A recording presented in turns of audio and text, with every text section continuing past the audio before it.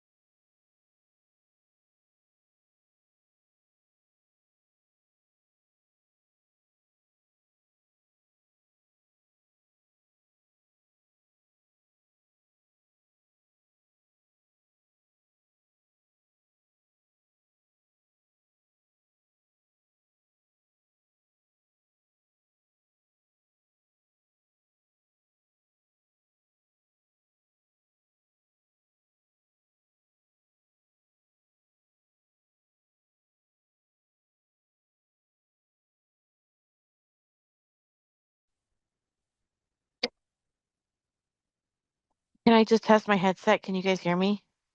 Yep, I can hear you okay. Okay, thank you.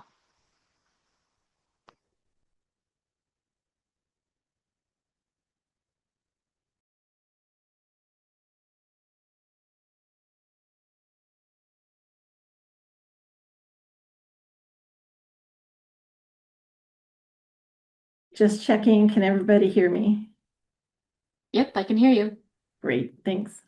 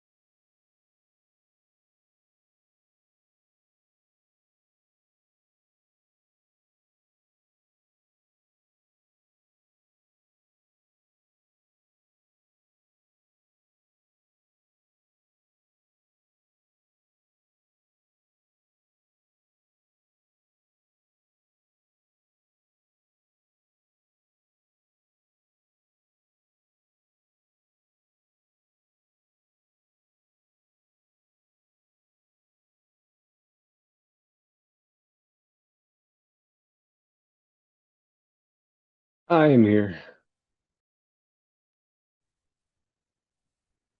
Thank you. We can hear you good as well. So it looks like we are missing just a couple more council members. I'm going to give them about 5 more minutes and then we'll get going.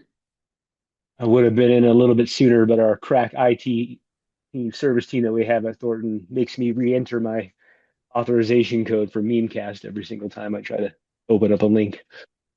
That sounds like you have too much security on your system, Councilman. I do.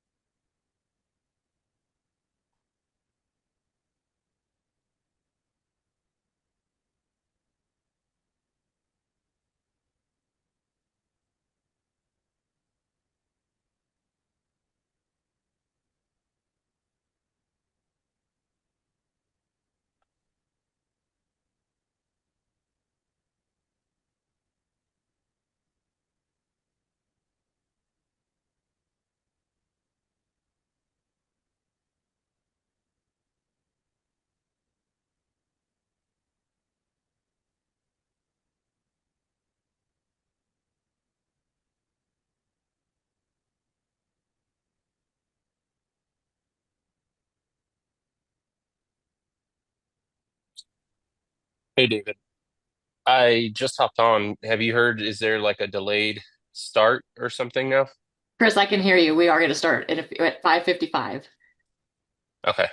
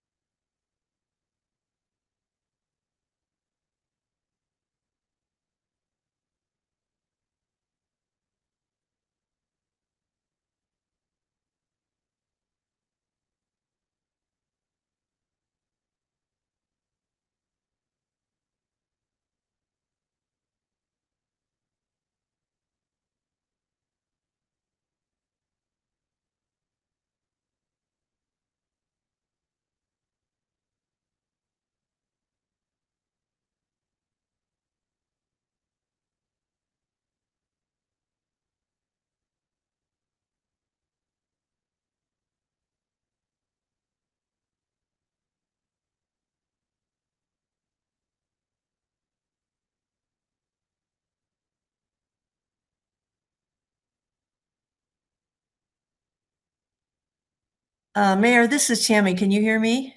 Yep, I can hear you just fine. Thank you.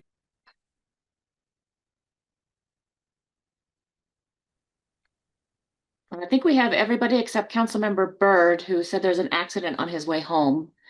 So I think we can get started, just being cautious that we might have additional questions that he has when he gets here. Hey, Mayor, And why don't we wait for him? do we have a status on his arrival? We can check.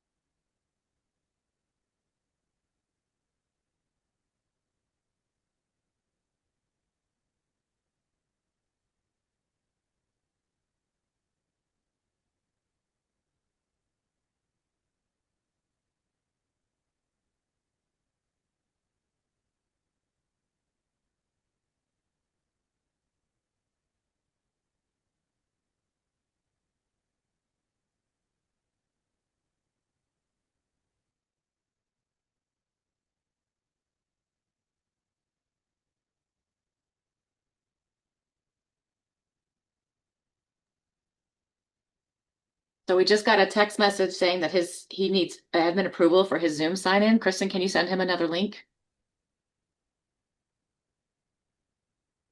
Yes, I'll send him another link. Thank you. I think while we're working on that, we can talk through some of the logistics for tonight. So thank you very much for the quick turnaround. I know this is never easy to do, especially at the last minute, but given the situation that happened at the rec center and at Community Park, I think there was consensus that for just to be prudent, we wanted to move online. Tammy, would you mind giving us kind of an overview of the policy that allows us to do this and what steps we need to take? Council's policy does allow for a remote meeting, and its rules of procedure.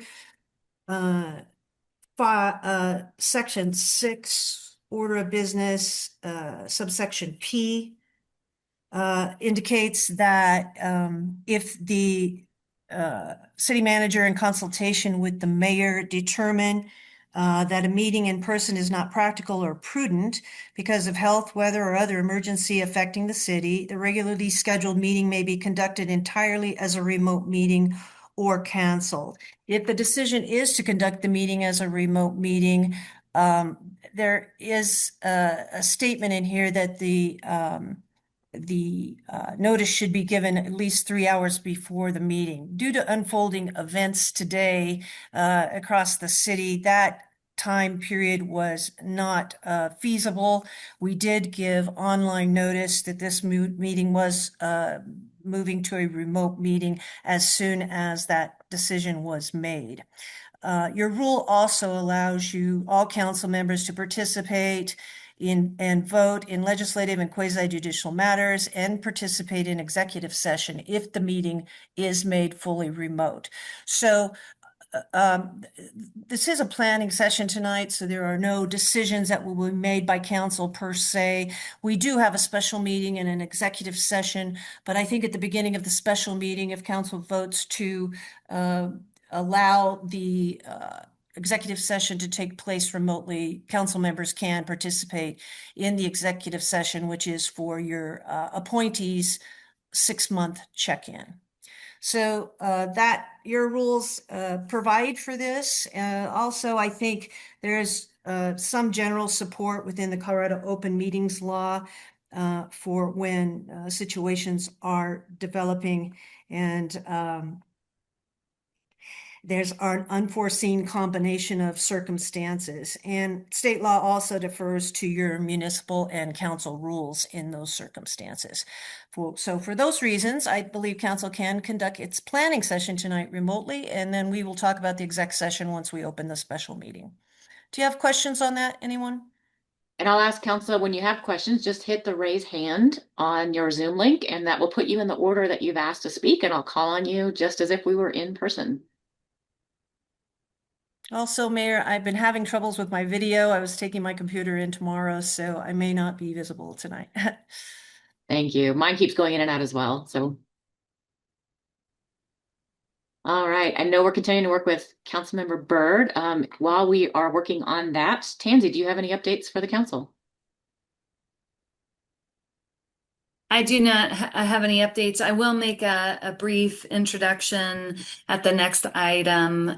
We do have Beth Torgerson joining us for the first time. So when she comes on the screen, we will acknowledge her. As many will remember, she has joined us as Community Programs Director. The first item on tonight's agenda related to CDBG is part of that department's work. Beth, this is her second day, so she will not have a meaningful role in that presentation, but she will introduce herself as a part of that. Outside of that, I don't have any other updates. Other than that, you are now Rob Kolstad, according to the Oh, computer. that's interesting. You know, there's nobody else I'd rather be. All right, Councilmember Morris. Hey, just wanted to check in. Do we have an update on Councilmember Byrd's access? I'd like to hold off continuing before we have him on here. I have him on the phone right now. We're trying to troubleshoot and get him online. Okay, yeah, considering the circumstance, it would make sense to wait since we did change last minute to remote. Is there any objection from council to do that?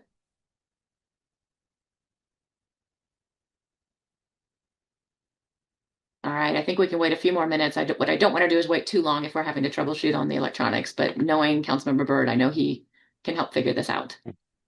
Ironic, the IT guy is having the issue. Oh, I just saw somebody pop on with the name Devin. I'm assuming that is our council member. Yes, that's me. Perfect. And Councilmember Morris, you'll have to lower your hand after you're done speaking because I can't do that for you. Okay, thanks. Thanks. All right. So now that we have everybody here, Tammy, do you have any additional items for the council? Not this evening, thank you. All right. So we can go ahead and jump into briefings, although are there any questions about the agenda this evening? CDBG funding. Yeah, so as a brief introduction, this was a previously scheduled item in terms of your annual action plan. So much of the presentation tonight is related to the annual process of submitting an annual action plan associated with your community development block grant funds. Council members will remember at your meeting last week, there was a discussion about private activity bonds and whether or not there were alternatives to private activity bonds. So it was our goal to research some of those additional options. Since that time, we have also had some additional communication from some of the applicants. So we did send out a late updated packet. This presentation will reflect the most up-to-date presentation that you got this week. And so Cheryl Steinberg will take the CDBG portion of the presentation, and then Jessica Prosser will join as we update in terms of the information we've learned since the last conversation on private activity bonds, and then what some of the options and opportunities for the council to consider. Before we jump into that, again, I do want to acknowledge Beth Torgerson, and Beth, allow you just a quick moment of greeting to the council. Council, you'll be seeing Beth more as she steps into her role. Good evening, Mayor Pro Tem, and council members. My name is Beth Torgerson. This is day 2 for me. I'm really excited for the opportunity to join and learn and invest in Thornton. So thank you for the opportunity.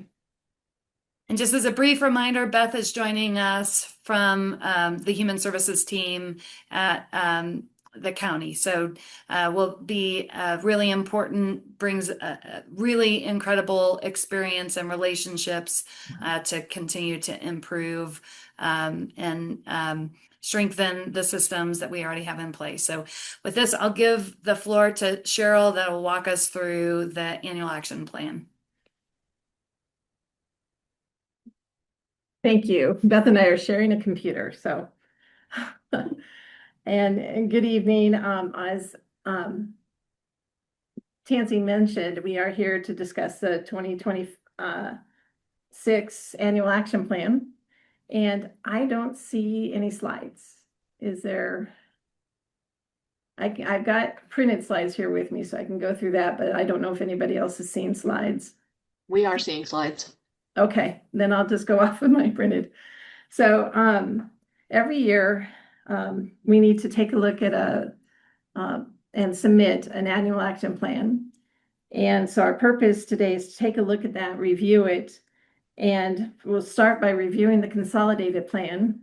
Then we're going to do our public involvement, and I'll summarize those, present the recommendations and for projects and activities, and then ask for council direction and any questions you may have. So starting with the 2025 consolidated plan, this is our 5-year plan. It identifies needs for affordable housing, public services, public facilities, and improvements, plus program administration. And I did put the definitions of those in your packet for you. So the 2025 to 29 consolidated plan, it has these goals identified, and this is what we did through the entire process of putting the consolidated plan together. These are the ones that rose to the top as our highest priorities. So it's rehabilitate owner-occupied units, increase and preserve obtainable housing units, expand home ownership, expand or improve public facilities and infrastructure, provide homeless prevention and supportive services, and increase public services support. And moving on to public involvement, our outreach is year-round this year.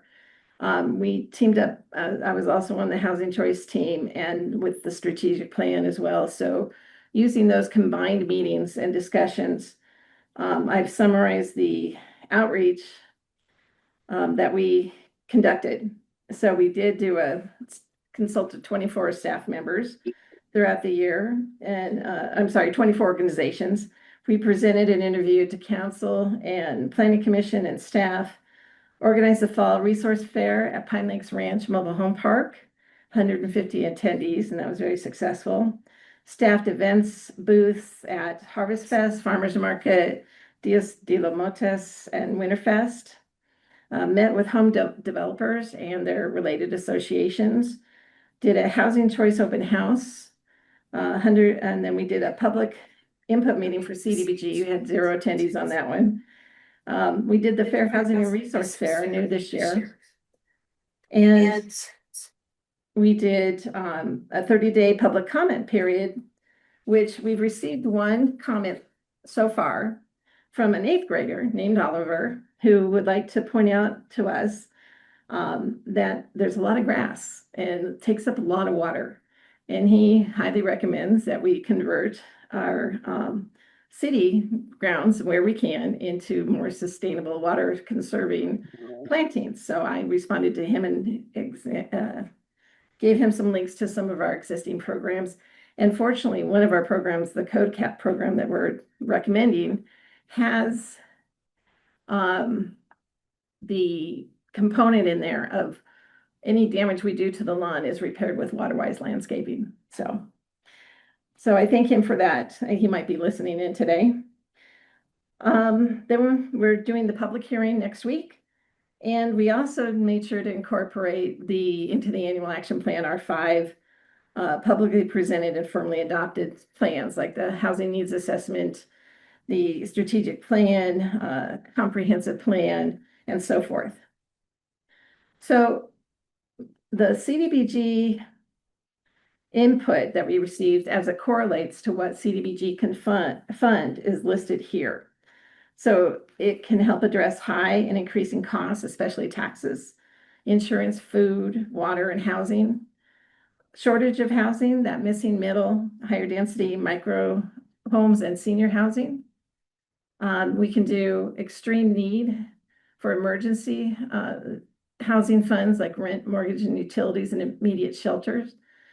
That there's not enough physically accessible housing for residents to age in place safely. And the next slide. The need for smaller and more affordable and efficient homes for sale and rent. The need for more community education on housing. Need for increased home ownership and with varied designs and flexibility, missing middle again, housing. The need for development incentives like fee reductions, financial support, land, density bonus, and predictable application processes. And next slide. So let's jump into the 2026 annual action plan. And we have to, like I said, every year of the consolidated plan, we produce an annual action plan, set it before the public, before council. And then if it's approved, we send it on to HUD. It's due on the 16th of August, but in reality, we have to get it in on the 14th this year because it hits on a weekend. So next slide. Some general information is this year we were allotted by HUD $766,847 in the grant, and that's about $45,000 less than last year. Keep in mind we have limits set by HUD. We can only fund our public service applicants up to the total of 15% of our total grant amount. And administration for the city's administration of the grant is limited to 20% of the grant. The program year is from October 1st to September 30th. And all recommended activities must meet a required national objectives. And I also put that in your packet. We have 3 goals identified in the common plan that will be addressed in the 2026 annual action plan. And again, the deadline that we have coming up. And just to note too, we do not have to address each goal each year. Just keep that in mind. We want to try to address every goal over the 5-year process. So the annual process that we go through, it's pretty much a year-long process. We solicit applications through social media, newsletters, website, direct emails, and presentations to other groups so that folks know they can apply for the CDBG grants here at the city. We received 8 applications that were requesting funding. 1 withdrew their application. So there are 7 remaining. Staff reviews and scores each applicant based off of 5 categories. So it's the activity, the agency involved, the capacity of that agency in the city, finances, and timeline of the project. Then staff recommends funding amounts based on city needs, goals, administration abilities, HUD guidelines, and past experience. Next slide. On the following table, I just want to do some prep work here. Scoring is based on those 5 categories again: activity, agency, capacity, finances, and timeline. We always use a best practice of minimizing the risk to the city, that everything is compliant with HUD regulations, and try not to take on activities that would be too risky. On this chart, lower scores are the better scores, not the high scores. So the lower scores are the worst scores. And then please remember again that 15% limit on public services, because that'll come into play. So taking a look at this very brightly colored chart. Next screen, please. We have ranked by their score. Again, the lowest is the best. We start with the applicant on the far left, the type of project they're requesting funding for. Public service, housing are the ones that applied this year. The description of the project, their score, how much they requested, and how much we're recommending. And then how many folks they thought they would be able to assist, either in household or residents. So taking a look at the first one with a score of 12, the homeless outreach team, or HOT, we're recommending they receive the full 15% allocation for $115,027 to assist 1,000 residents. Then next is the Code Compliance Assistance Program, or Code CAP. That is through the housing category, so it's not limited by the 15%. And that is for yard code compliance, fencing replacement, hazardous tree removal, junk and debris removal. And they had requested $400,700. We're recommending that to assist 30 households and pay for the staff person that runs it. A Precious Child Public Service scored well. It's for family resources, they asked for $40,000, but with the HUD receiving the full recommendation of the 15%, there are no more public services that HUD will allow us to fund. Then the next category in yellow, again, the housing category, Brothers Redevelopment submitted again, and we've been doing this for years with them, the Senior Paint-a-thon program. This is for seniors who are unable to paint the exterior of their home. And they received a score of 25. They requested $50,000. We're recommending $50,000 for 11 households. And Project Angel Heart, Almost Home, and Reaching Hope all applied. Unfortunately, they're all public services, and there are no more public services to fund. And then the last one is kind of a new twist this year. We're recommending, because we had some funding left over and we have some ideas for future housing plans, that these funds, the $47,750, be allocated to a future eligible project or program as identified in our housing strategy, which we'll be doing this year. So it could be down payment assistance match for a grant. It could be starting up an accessory dwelling unit program. If we can't come up with a partner or a program in time, then we certainly could put these funds back into our Help for Homes program, which is still running, or into another housing project. So if anything were a major change to this plan, we would need to put up another 30-day public notice and come back to council for approval to those plans. But at this point, we're seeing that 47,750 is that's something we have possible plans for at later on. Then on the next slide, this is just an overall summary without all the other applicants on there. So we recommend that code compliance and paint-a-thon and the future project be funded, and public services, the homeless outreach team, get the full 15%. Grant administration, the city's grant administration is $153,369 dollars, and that also funds the person who's running the program. And next slide. So going back to the consolidated plan, we're looking at what we're going to be accomplishing, our goals that we're going to be addressing this year. So it would be increase and preserve affordable housing units, improve existing owner-occupied units, that expand home ownership opportunities is a possibility for the future with that 47,000. And then we're also going to be able to assist the homelessness, provide supportive services. So 3, maybe 4 out of the goals this year will be addressed. So our recommendations are, next slide, that council bring the proposed annual action plan to a public hearing and resolution next week. The alternatives, if we could make some minor changes to the annual action plan and proceed with the recommendation above, or we just don't submit it and forfeit this year's funding. So are there any questions? All right, council, if you have any questions, just hit the raise hand button. Are there any objections to staff's recommendation?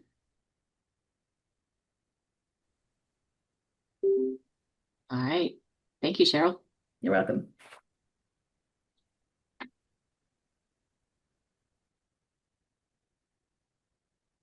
All right. Development code. Nope. Private activity bond. Sorry. Thanks, Mayor. So good evening, Mayor Pro Tem, and Council. As Tansy mentioned, there has been some conversations around private activity bonds since we met last week. And so I wanted to run through a few of those items. Of note, we will provide some additional information on the 2 different down payment assistance programs, both through CHAFA as well as through Prop 123, to provide some information as background prior to you making some decisions and providing direction on the recommendations. The other update is both the Cornerstone project as well as the Parterre Gardens projects have withdrawn their PAB applications at this point.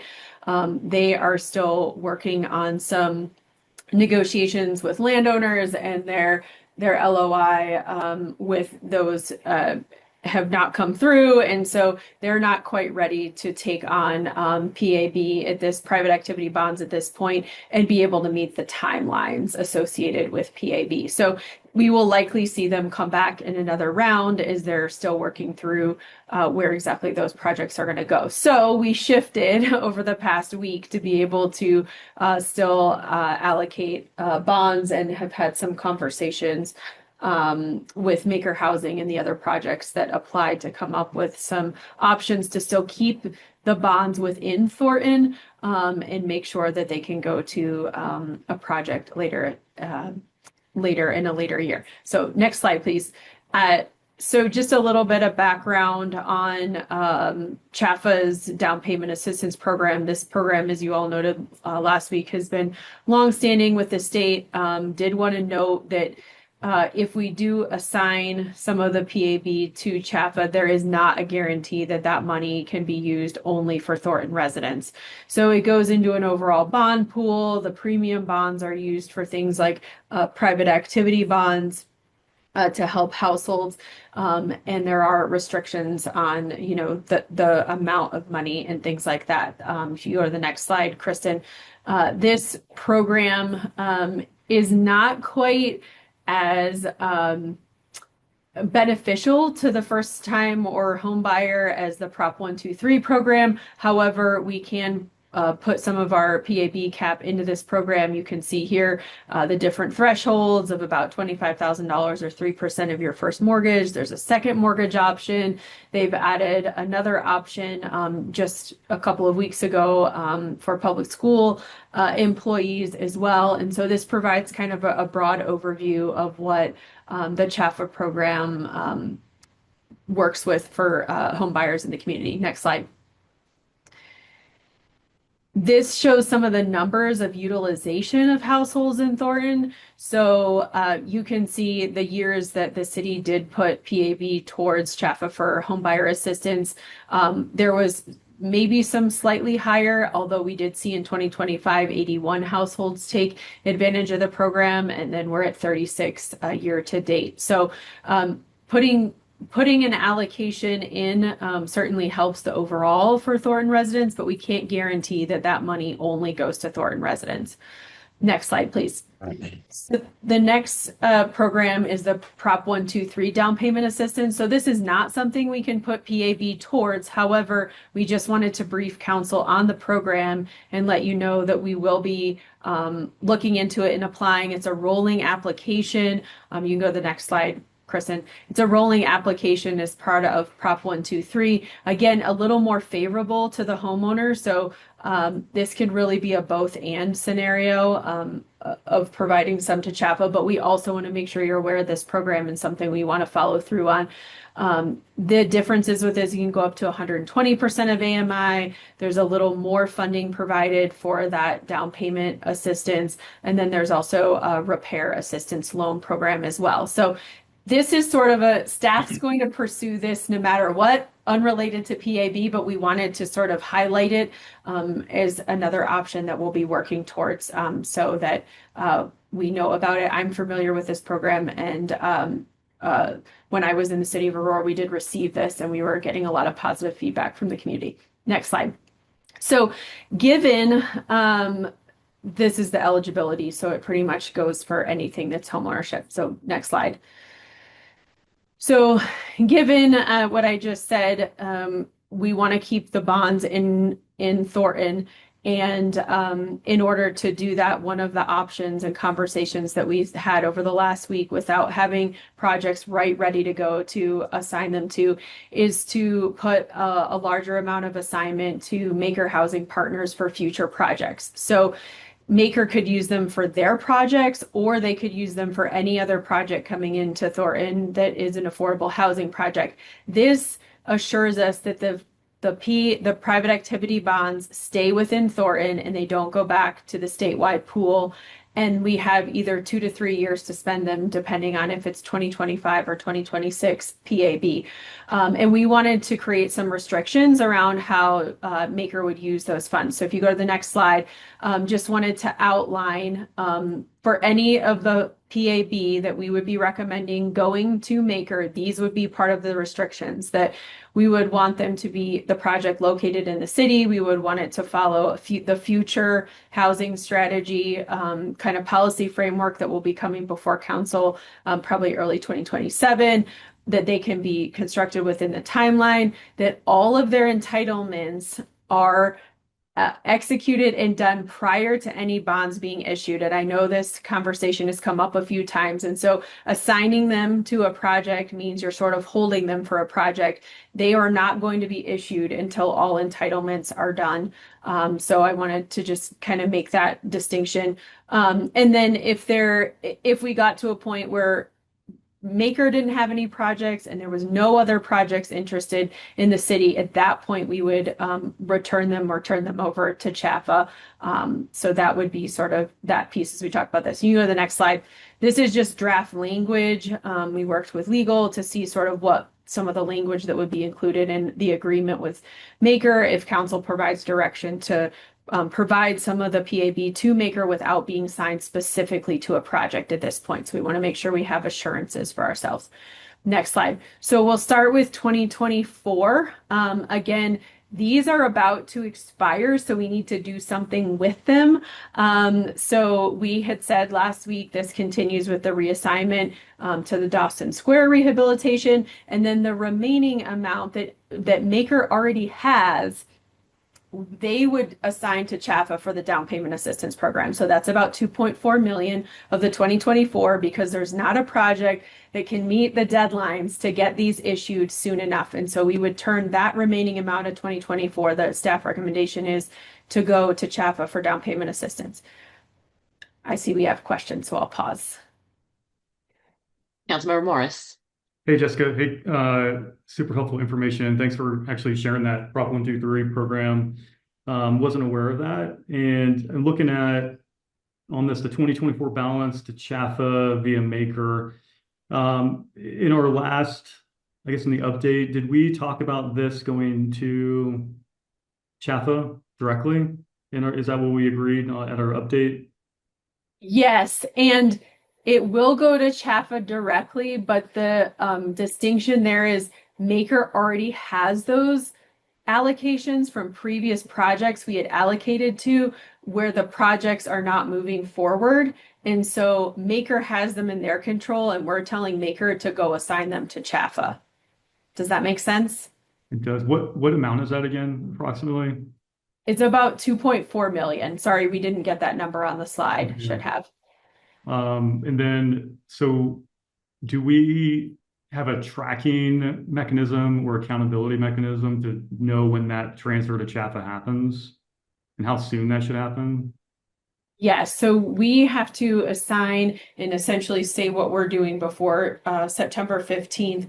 And that comes through an agreement between us and Maker. And then we can ask, we would require, we have to see that go to CHAFA. So we would have sort of a paper trail based on the agreements that are required. Erica, anything you want to add to that?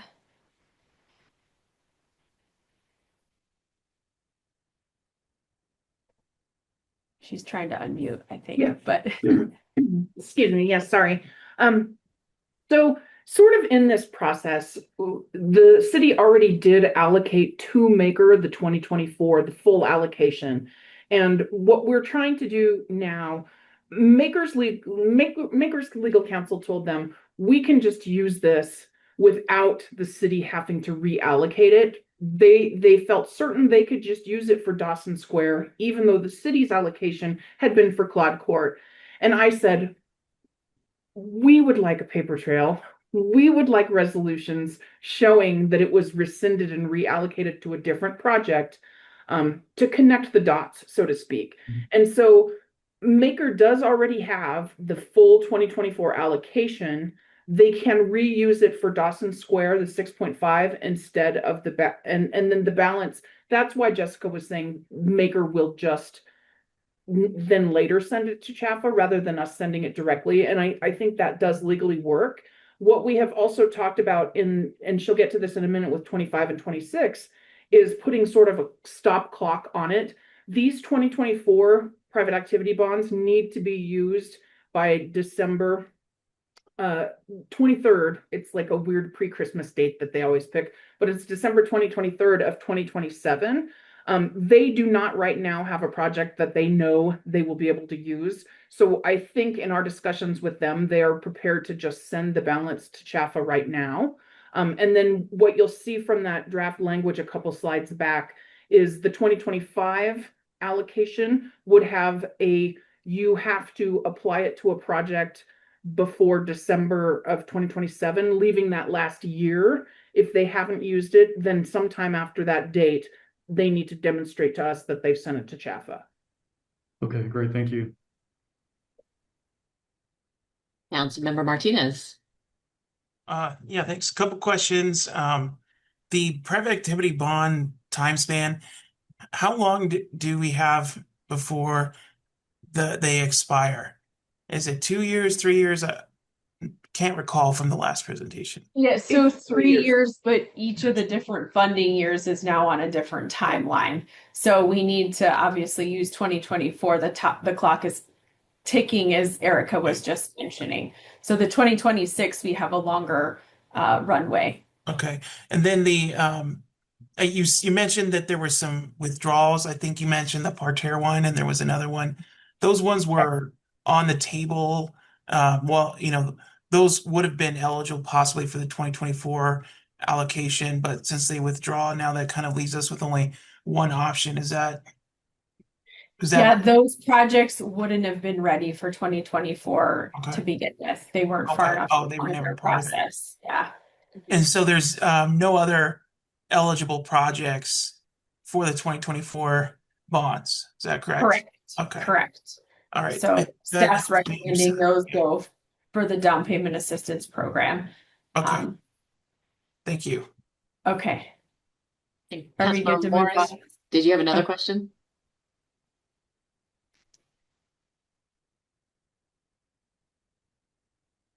Sorry, let me see if I can figure out how to lower this hand. There we go. Okay. Just making sure. Okay. I think we're good for the next slide, Kristen. Okay, so for 2025, then similarly, we had, as recommended last week, 6 million for the June grass development. That still stands. The rest of the balance of 2025 would go to Maker Housing Partners for future affordable projects with the conditions that we just explained, would be the recommendation there. Again, no other projects that are ready to go at this point, but we have a little more time with 2025 to assign them to another project. Next slide. And then for 2026, okay, so then this is a chart showing what I just went through in sort of bullet points, showing what was originally allocated and where it would be going. Next slide. So then for 2026, we have a few options. We have more time. And so there's a few pieces here. So I think the first option would be, and the staff recommendation would really be to assign this allotment of 2026 for future affordable housing projects. We do have about 11 projects in the pipeline that have reached out to the city through planning, through community connections and housing, that are interested in doing affordable projects in the city. They're all at different, sort of places in their timeline of getting entitlements or getting financing stacks together. And so some of them will be ready soon. I know some of them are looking at going for tax credits by next summer. And so it would make sense for prior cycles. And again, we would be keeping them within the city for use through Maker Housing Partners, because they're able to actually issue bonds. The next option on the next slide. Before you move on, Councilmember Morris, you had a question about that slide? I do. Hey, Jessica, so looking back at our slides with the down payment assistance, and it looks like from 2022 to year to date, 2026, that's about 235 Thornton home buyers. And so I think one of my concerns is that, if we're not doing kind of our fair share of giving back to this fund, but we're taking and using quite a bit of it, that we're not maybe being good partners with CHAFA. So, I know we've got this kind of balance that we want to set for future projects, but, if we are and have been taking from a fund and not giving to it, is there a way that we can actually just use some of that balance and contribute, so that we show that we're taking an active role and in supporting home ownership in our city? Yeah. So again, I think the third option is around down payment assistance. So the second option is to fund on the next slide, is to fund a project that's just outside of the city that serves seniors. And that would be an option too, and then put the rest to future affordable housing projects. And the third option was to look at putting some of that funding towards CHAFA for down payment assistance. So again, 2026, we have some flexibility. You all could say to us right now, hey, we'd like to put half to CHAFA for down payment assistance and half for future affordable housing projects. All the future, this is really open, and so staff's looking for direction on that, but we wanted to provide those three options. We feel like the highest and best use of this would go to future projects through Maker, keeping it in Thornton, assuring that. And then also, obviously, we'll be putting some of the 2024 to Chaffa for down payment, and then also pursue the Prop 123 funding as well. So those are the options. I think that's the end of the presentation. Really, we're looking for direction on the 2024, 2025, and then 2026 recommendations that are put forth. If I can just chime in for a second, on option number 3, assigning all or a part of the private activity bond allocation for 2026 for Chaffa, we could do that directly. You could do directly instead of to Maker through Chaffa, but sort of what we have talked about with 25 and 26 and that draft language has a deadline in it by which if Maker hasn't found a project that meets the city's conditions, then it would automatically require them to send what was left, or the whole thing if none of it was used, to Chaffa when there was still 1 year left on the private activity bonds potential use. And so I would just say that if we're talking about 2026, that allocation to Chaffa doesn't have to go through Maker if council doesn't want it to.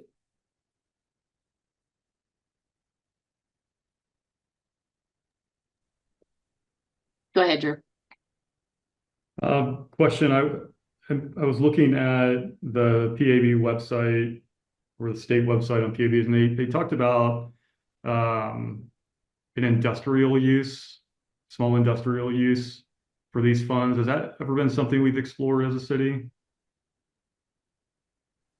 I do not know because I wouldn't have the history, but it's something we could look into and get back to you on. But I will just also mention that we do have the deadline from the state. And so this is probably timely enough at this point that we need to sort of move forward with this, and probably wouldn't have a lot of time to come back to another planning session.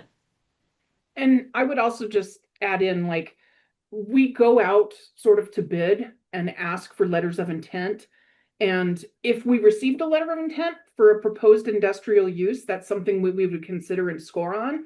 But without an actual application for it, I've only been here 4 years, so I've not seen any kind of industrial use.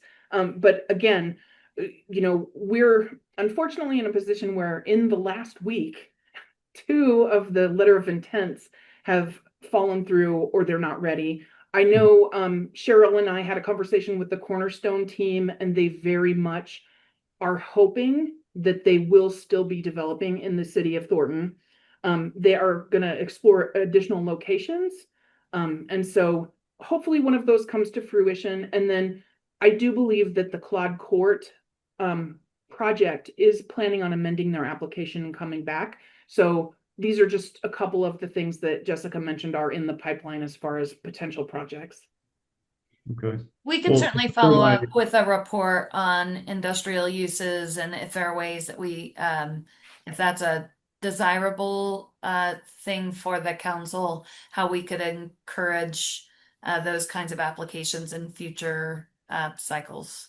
Sure. Well, it was just one of those things that, if it's a possibility to use these funds in a way that generates more economic activity for a city, then I think we should explore it. But of course, council needs to agree with that. But it was just something that I noticed that we've never discussed. But as far as I guess my opinion on this, I'd like to see a portion go to Chaffa. But then, I would agree with the other recommendations, or at least I agree with either of these options as long as some of it goes to Chaffa. So essentially we have the 2024, 2025, and 2026 allocation. So let's start with 2024. The recommendation on 2024 was to reassign the 2024 PAB in the amount of 6.5 million for the Dawson Square rehabilitation, and then the balance of Chaffa via Maker. Is there any objection to that approach for 2024? All right, and then the 2025, the recommendation was the 6 million and change to Maker for the June grass development, and then the balance to future affordable development conditions with conditions from the city. Any objection to that? And just I think that's what we were talking about with, can a portion of that go to Jaffa? How do we figure out that amount? The balance that was, and maybe if we go back to the slide on the screen, that might help kind Well, of. I think those were the conditions. If they didn't have a project within the time frame, then it would go to Jaffa. That's correct. If they did not have an eligible project, and I believe the language was the first priority is a project in the city, secondary priority is one adjacent to the city, because both the Dawson Square project is not technically in city limits, and the Sherrillwood is not technically within city limits, but they are close enough that there is a benefit to Thornton by those projects. And then if they had not found a project to use the allocation of private activity bonds for by December 23rd of 2027, then it would go to Chaffa, whatever was left, which be the 3.4 million, assuming June Grass uses what they say they're going to use. So I was under I think last time we talked about Dawson's Word was a part of the city, but where is that located?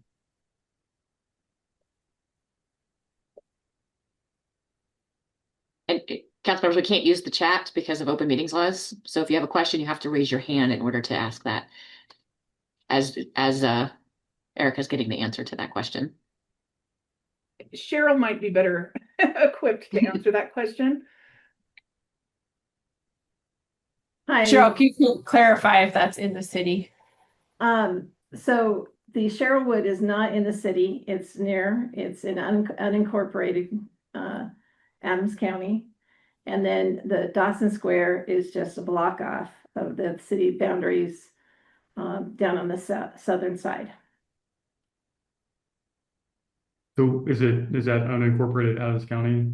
Yes. Well, and I will just note, Councilmember Morris, because you were not on the council at the time, that when the council originally made the allocation to Dawson Square apartment, it was known that it was not technically within the city, but close enough that I believe the judgment of the council was that there would be sufficient benefit to Thornton residents because of its immediate adjacency and because of the population it served.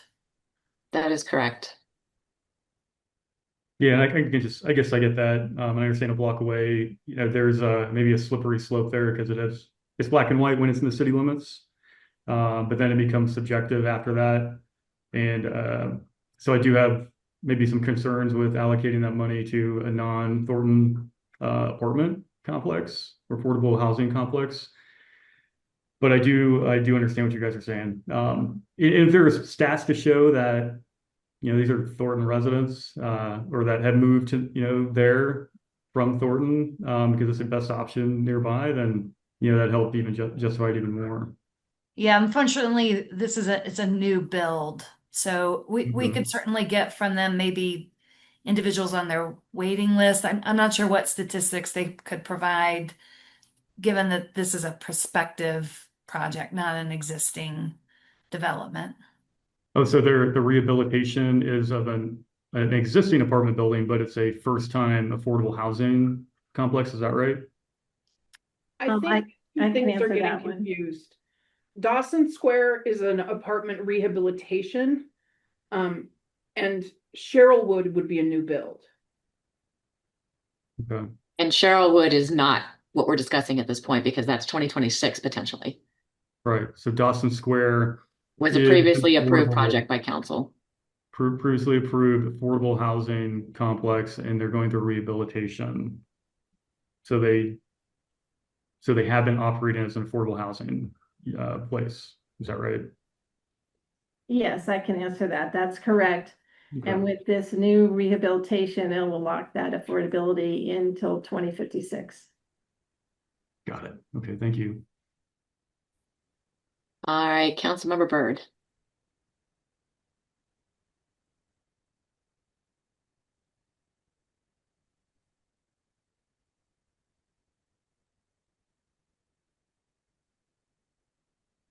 Devin, you lowered your hand, but you didn't unmute. I hit the wrong one. My personal opinion on this is that we should be giving people the opportunity to buy houses using Chaffas instead of the financing of projects that are outside of our city. I don't I don't see a lot of um, benefit to our city from the sense of um, adding an additional project outside to help another city grow. Um, Whereas we need to be helping residents potentially within our city more so. So you're objecting to the proposal for the 2025 bonds? Correct. I would still stand by my original ask that we give all of that money towards um, first-time home buyers. All right, Councilmember Martinez. Thank you. So, a couple questions. First is, it was a little bit confusing when we were going through the project names, so we'll just go through each one. Dawson Square Apartment Rehabilitation, is that in the city limits of Thornton? No. Okay, that one, is that the one right outside of the city in the southern border? Okay. June Grass, where is that one? It will be within the city. That one's within the city. And the Cherylwood one, obviously, is not in the city and is not bordering the city, correct? It is further south in the Cherylwood neighborhood, correct? Correct. And the Is that right? Sherwood is 2026 proposal. Yeah, I not- understand that. I just making wanted to make sure. sure the three properties we're talking about, it wasn't completely clear to me if any of them were in Thornton, but we know June Grass is, Dawson Square. I recall that conversation from a year ago or a couple years ago. So with the 2025 options, I like the staff's proposal. With the June Grass being within the city limits and putting the balance to future affordable development projects. I really, last week I was getting on board with the idea of giving our funds to Chaffa. I think it's very important to support first-time homebuyers. I think that program is highly effective. But after learning that we aren't guaranteeing that our contributions are being diverted to the applicants of that program who are from Thornton, who are trying to buy a home in Thornton, that gives me a little bit of pause. For similar reasons that we've heard, I don't really like the idea of not knowing where these activity bond financing is going. I'd rather the funds go to to help affordable housing development within our city.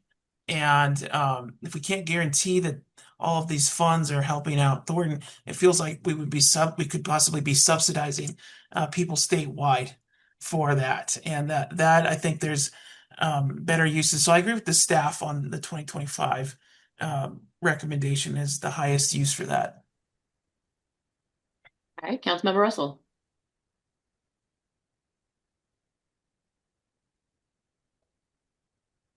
All right.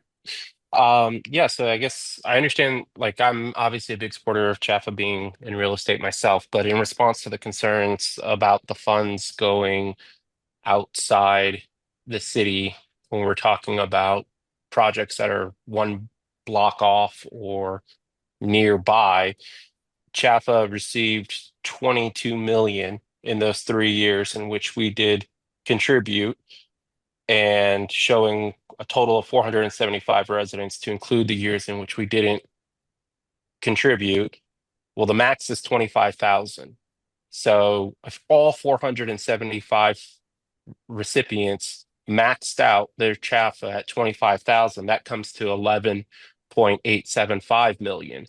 So if it seems contradictory to me that 11, half the money, 11 million, went elsewhere in the state versus something that's a project one block outside of Thornton, or the senior housing that would be very near to Thornton. So as much as I want to support the Chaffa, half the money that we've given them before doesn't touch Thornton. And that's with the assumption that every single person got the max 25,000. So my my position would be to support the projects that are right on the border of the city because we're keeping those dollars in projects that are very close to the city, whereas 11 million could have gone to Durango and Pueblo. Like that's much further away and not even bordering this city. So I would agree with the staff recommendation to support the projects that are very close to the city because that does have an impact, whether it's residents or family members, the parents of Thornton residents that are in that senior housing project, or someone that just moved, just outside of the city by a block. Like to me, that if we're trying to reduce waste and keep money in Thornton, sending all of it to Chaffa, where there's a history showing that half of it didn't make it to Thornton. Mayor Pro Tem Ayala.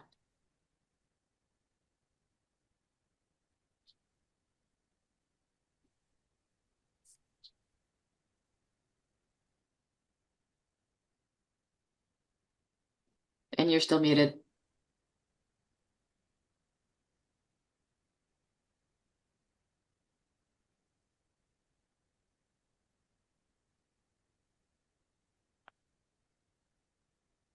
Okay, can you hear me? Sorry. We can. um, I actually lived in Sherwood for a short period of time before my family moved to Thornton. And one thing I can say is that when you live in unincorporated Adams County on the outskirts of Thornton, you spend almost all your money in Thornton. So it's almost like you're a resident without getting the benefits. I've met a lot of folks at the active adult center and the rec centers that are um, Mapleton Public Schools or live in the outskirts of Thornton and take advantage of our amenities, but like don't get the benefits of being actual residents of Thornton. So this is being close enough. I think I would support the 2025 staff recommendation. All right, Councilmember Morris. Hey, yeah, all good points. Appreciate everyone's input.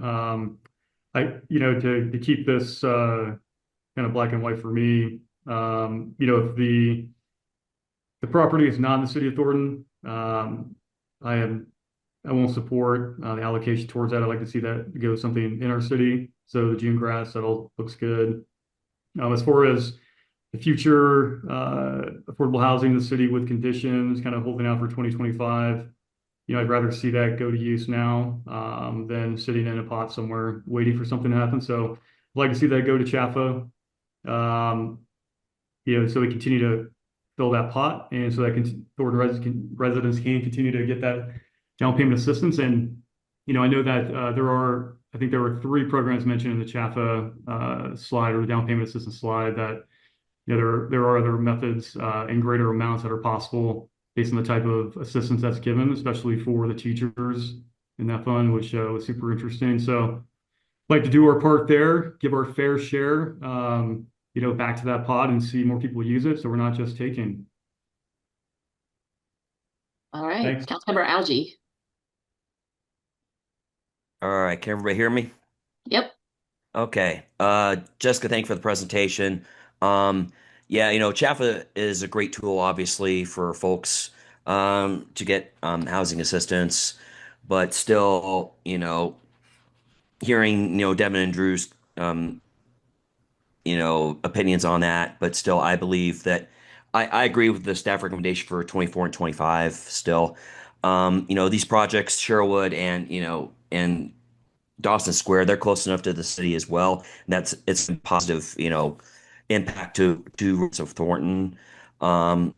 Still, I understand if it comes time that we have to switch funds to Chaffa, we do need to be able to do that. But still, I do support staff's recommendation for 24 and 25. That's all I have. Councilmember Salazar. So how many units are at Dawson Square? 36. There are 36. So then we would be able to allocate to remodel all their units. Okay. So then I am going with the staff recommendation for 24 and 25. Councilor Martinez, you have something to add? Well, a question.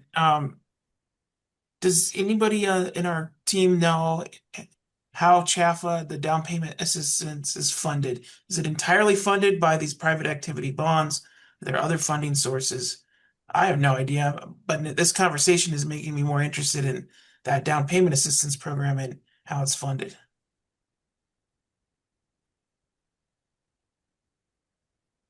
My overall, go ahead, Cheryl. Okay. Besides the, the general pool then being let to the public, which puts that premium pool together and it produces higher dividends. And that's what they use for the down payment assistance. Now, on some of those programs, you notice there was a repayment to the program. And so they do have a revolving loan fund, but I know very little about that. And if it's used separately or in combination with all the private activity bonds that are put into the pool. Those are the only two I'm aware of. Okay.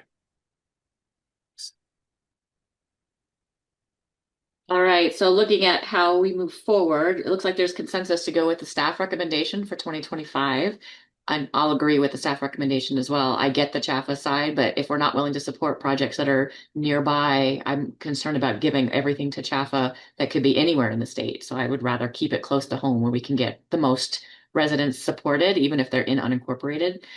So now let's talk about 2026. There are three options on the table. If anyone would like to raise their hand and talk about which option they support, or if none of them, that's acceptable as well. Kristen, can we advance to the 2026 Thank you. options, please? So option one, as you can see, is assigning the balance to Maker with conditions from the city. Option two, assigned to Sherylwood or future development. And option three is Maker to allocate to CHAFA. But again, CHAFA cannot be told that they have to keep it for Thornton.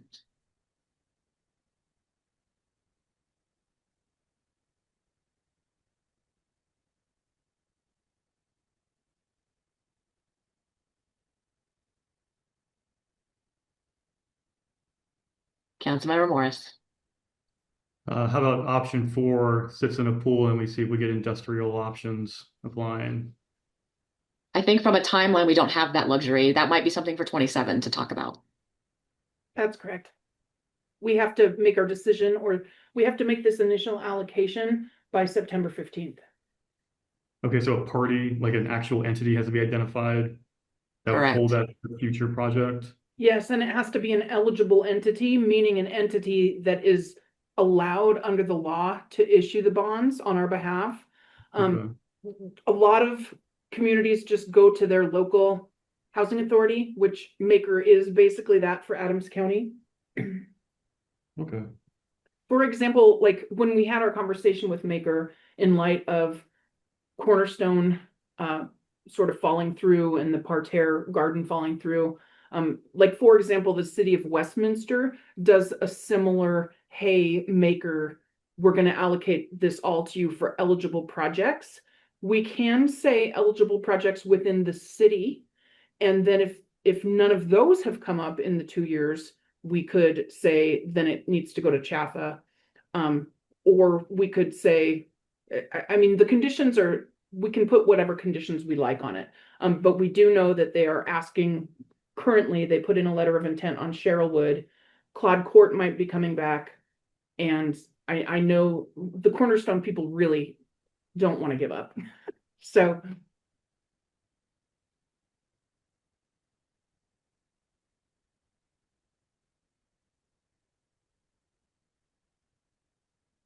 Drew, do you have a recommendation or a request for how that would work? Or what your thoughts are? Can you go back to 1, 2, and 3 again? Just like double check those. Okay.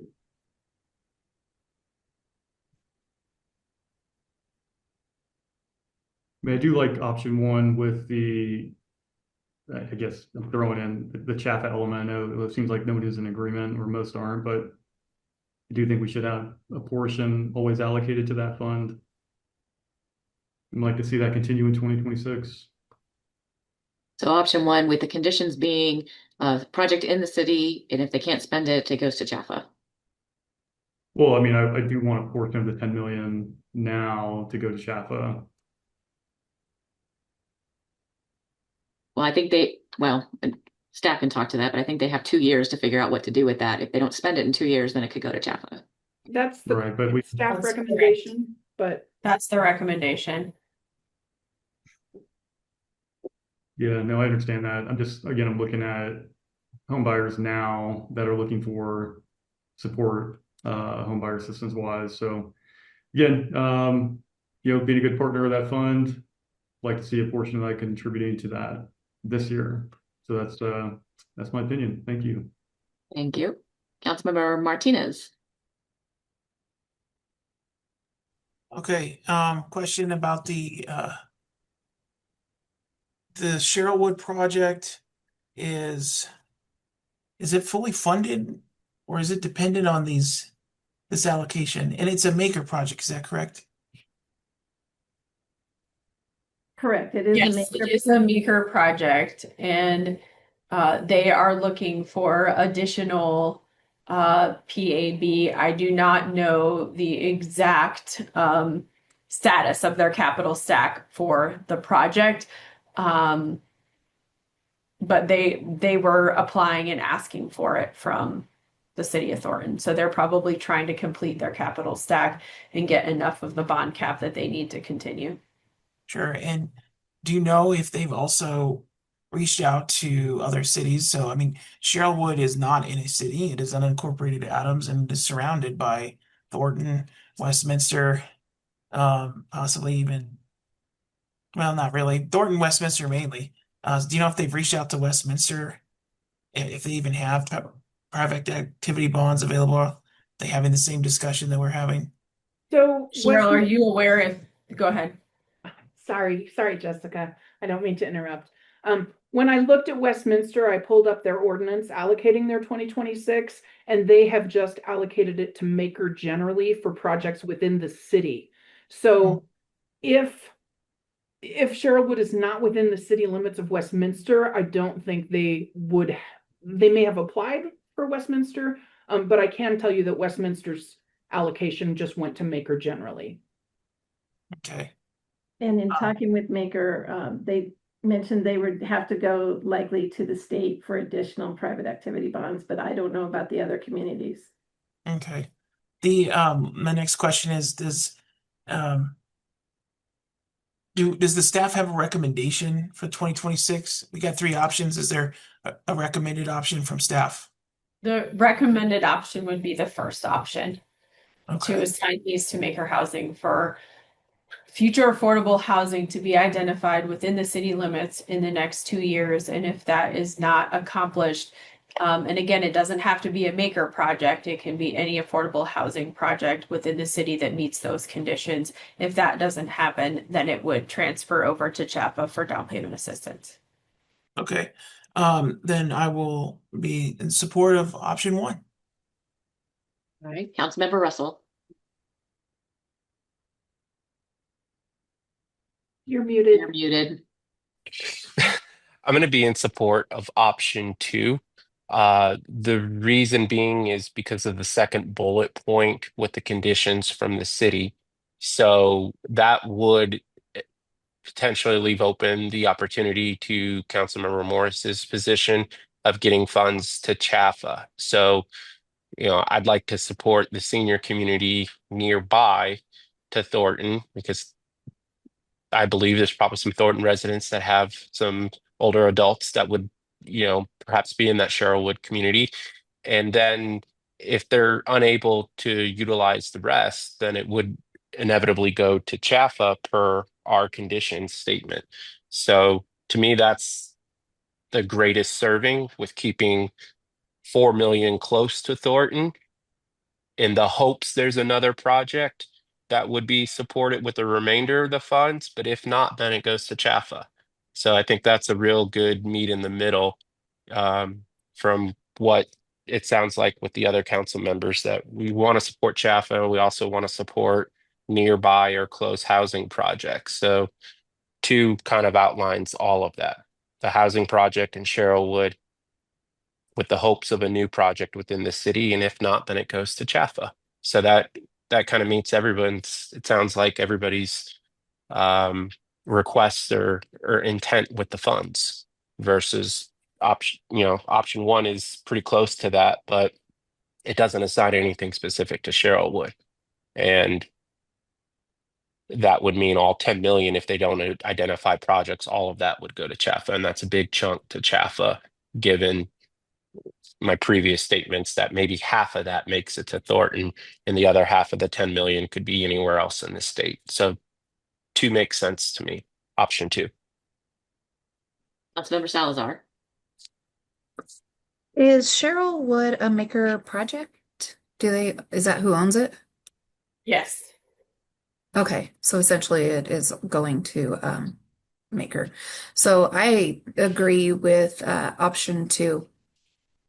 Thank you. Mayor Pro Tem Ayala.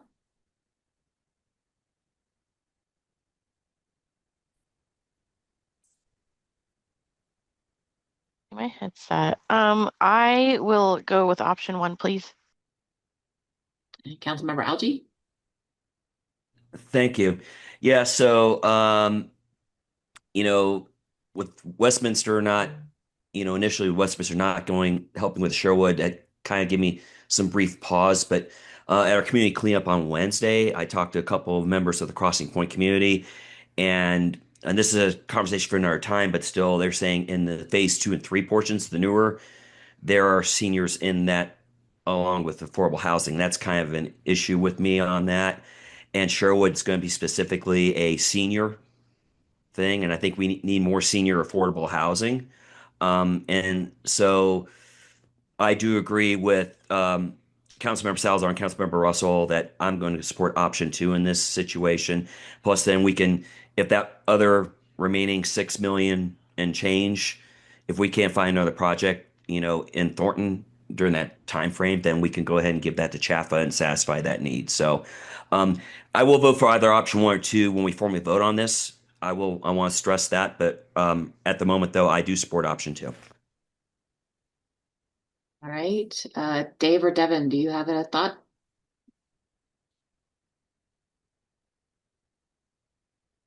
Devin? I mean, my personal opinion is that it should all go to Chaffa, but if it's between options 1 and 2, then I would choose option 2. And Councilmember Kunto. Sorry, Devin was quicker to the button. Option 2. All right. And I also agree with option 2, and that's consensus for option 2. Thank you.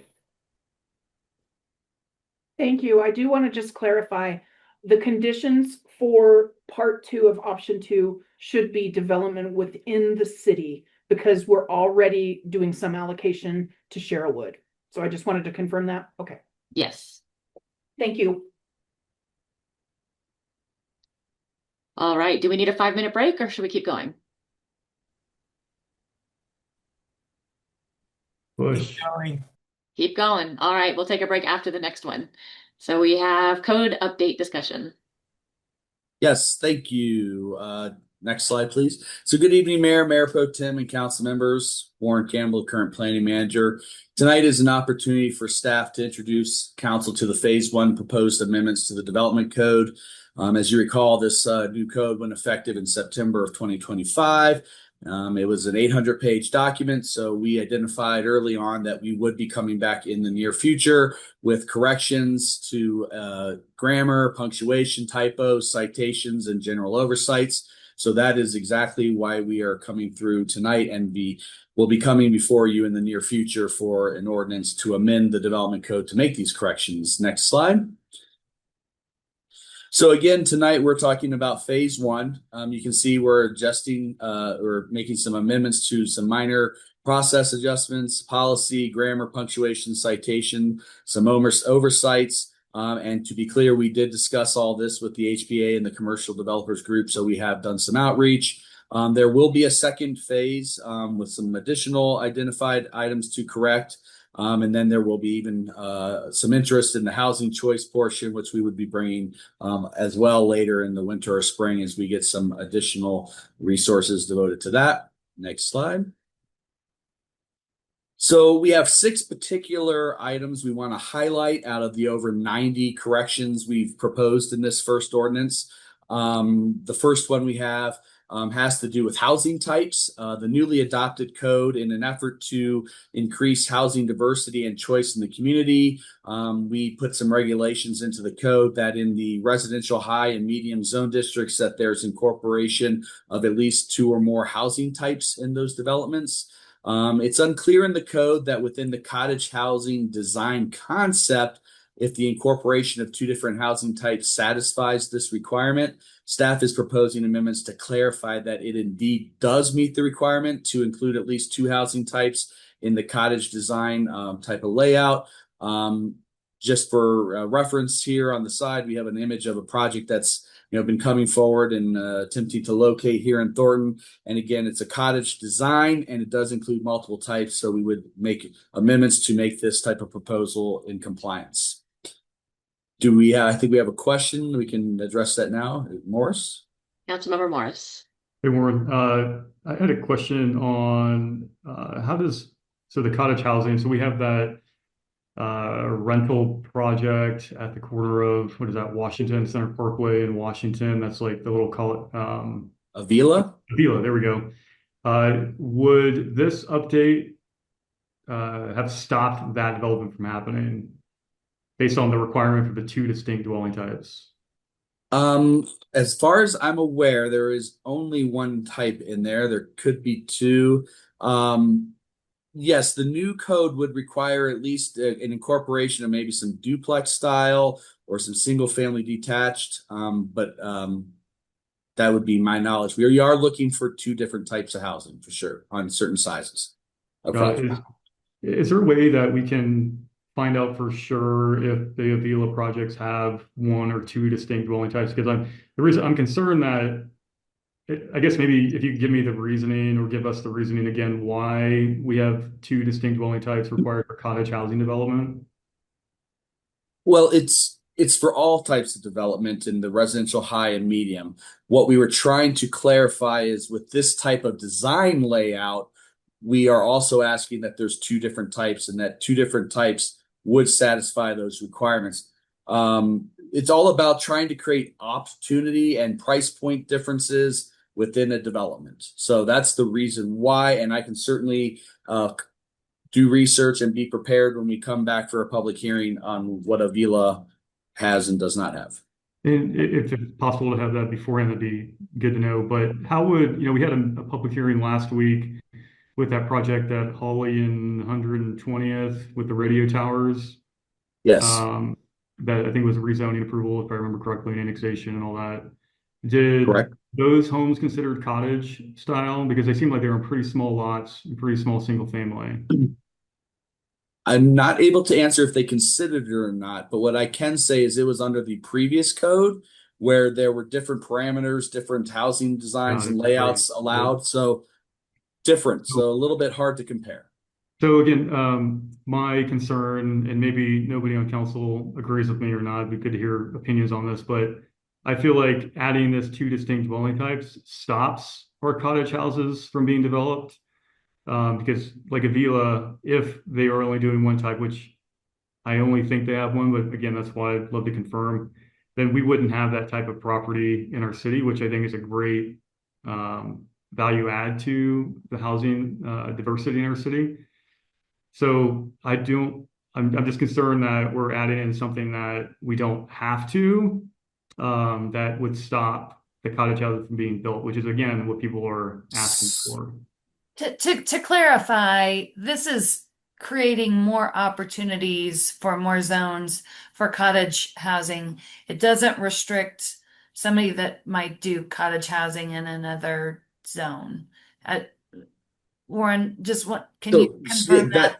I was just going to say the same thing. It's that this only clarifies that doing this would meet the requirement. Today, it's unclear. So we're trying to clarify you can do this and have the housing mix.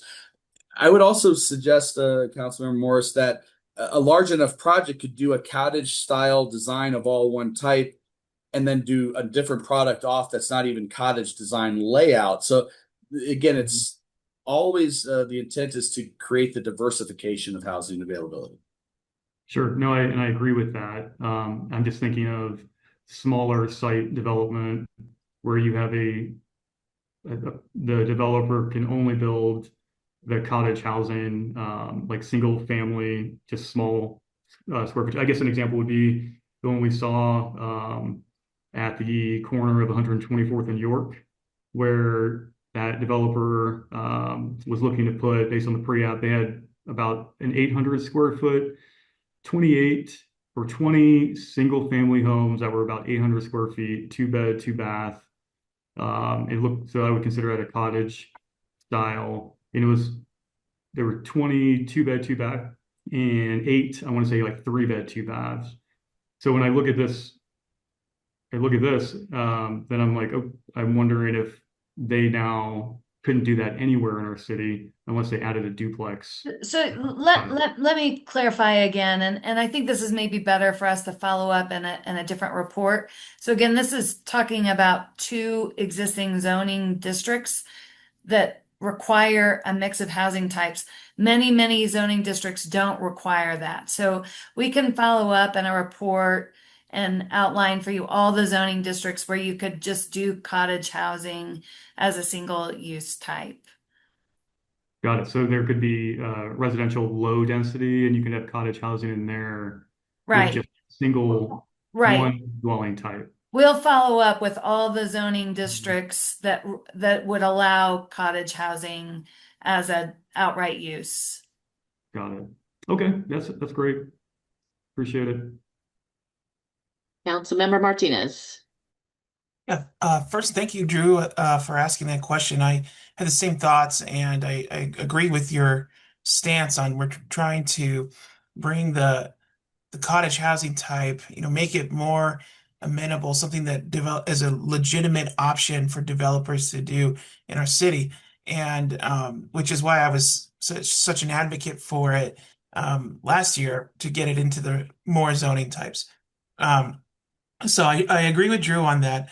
And as regarding the Avila development, that was a planned development legacy zoning district. So it was a completely custom zoning project with the planned development project. So I think that would also allow them to, essentially write their specifications to suit that specific project.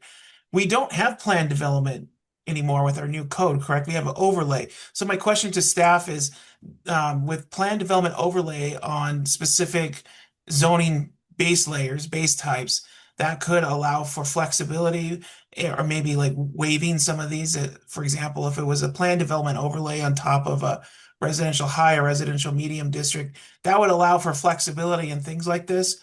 Is that what the intent of the overlay was? Yes, if it meets certain criteria, the overlay can be used in just that manner. So if for instance, some of them are going to be affordably designated, attainable. So there are some criteria, but yes, you get a gold star. You followed the code absolutely perfectly there. Okay, thank you. So when you all follow up, maybe if it would be helpful if you could briefly mention the role that the plan development overlay has on that specific question about cottage housing types. When you look at, not just the base layer, but also what could be possible, and even what are the limitations of the plan development overlay? Thanks. Noted. Councilmember Russell. Yeah, so obviously I'm an advocate for the cottage housing as well too, but I think there's one point that has yet to be mentioned for Council Member Martinez and Morris. By having that diversified product within, say, a cottage style neighborhood, this is advantageous to the developer because then they could utilize duplexes and cottages within that same community, which brings down costs. Building duplexes versus every house being single family, even though they're cottages, is I think, financially advantageous to the developers. So, there may be a small portion of the site in which it could help them reach a profitability threshold that they're trying to achieve by doing 10 duplexes and 40 of the cottage style homes. So this would be advantageous as far as my understanding is with builders and developers as well. So it would encourage cottage housing, getting 40 of them, but then, if this was a distinct requirement where they needed to diversify some of that site, then this is a way to bring down costs and meet the criteria. So to me, it's a win-win. We are encouraging the cottage style housing, but we're also helping the builders and developers achieve profitability that they need to achieve by incorporating some duplexes within that same site. And so I don't really have any questions or anything. I just want to reiterate that to the others that this would be helpful in bringing in that cottage site, because then they could make more profit or ROI on this entire development site. And then that would get a cottage style neighborhood across the finish line, whereas it may not get across the finish line if they weren't able to add a few duplexes in there to help their bottom line. So to me, this is a great thing because it doesn't inhibit cottage. It just helps encourage more of it because the bottom line and dollars are important to the developers. That's all. Councilmember Morris. Yeah, I'd agree with you, Chris. I think I'm taking a similar approach here, but what I'm trying to get at is I don't want this proposed solution to be a mandate for two distinct dwelling types, because then that could actually cause things to not pencil out. So some cottage developers, they have their models and it's all the same product. And then for us to require them to add a new product that now has to go through a total redesign, I mean, those are added costs that I'm just saying if they don't want to do that, then they don't have to do that. If they want to do it because it helps their, it makes the project more feasible, then absolutely. But I'm just trying to say, hey, this if it doesn't have to be a requirement, then it shouldn't. And so we're basically saying the same thing, but I think it's just coming from a different angle. And then as we move on, just a reminder, this is not for the entire city to require two different housing styles. It's for this particular residential district to have this. So I will turn it back over. We can continue the presentation. Next slide, Kristen. All right, the next thing we identified as we were applying the code, as you may be familiar, many residential neighborhoods have a clubhouse type of an element associated with them and their amenities. There are provisions in the code that identified accessory structures as being a maximum allowable height of 16 feet. Well, clearly 16 feet in height maximum doesn't really work for a clubhouse size structure. So we are proposing amendments that allow a clubhouse structure, as you can see in this image on the right-hand side, to be of the same scale as the houses within the subdivision. Again, an oversight, just captured in a wrong category. So that's this particular amendment. Next slide. The next thing we identified. Did you have another question, or you just didn't lower your hand?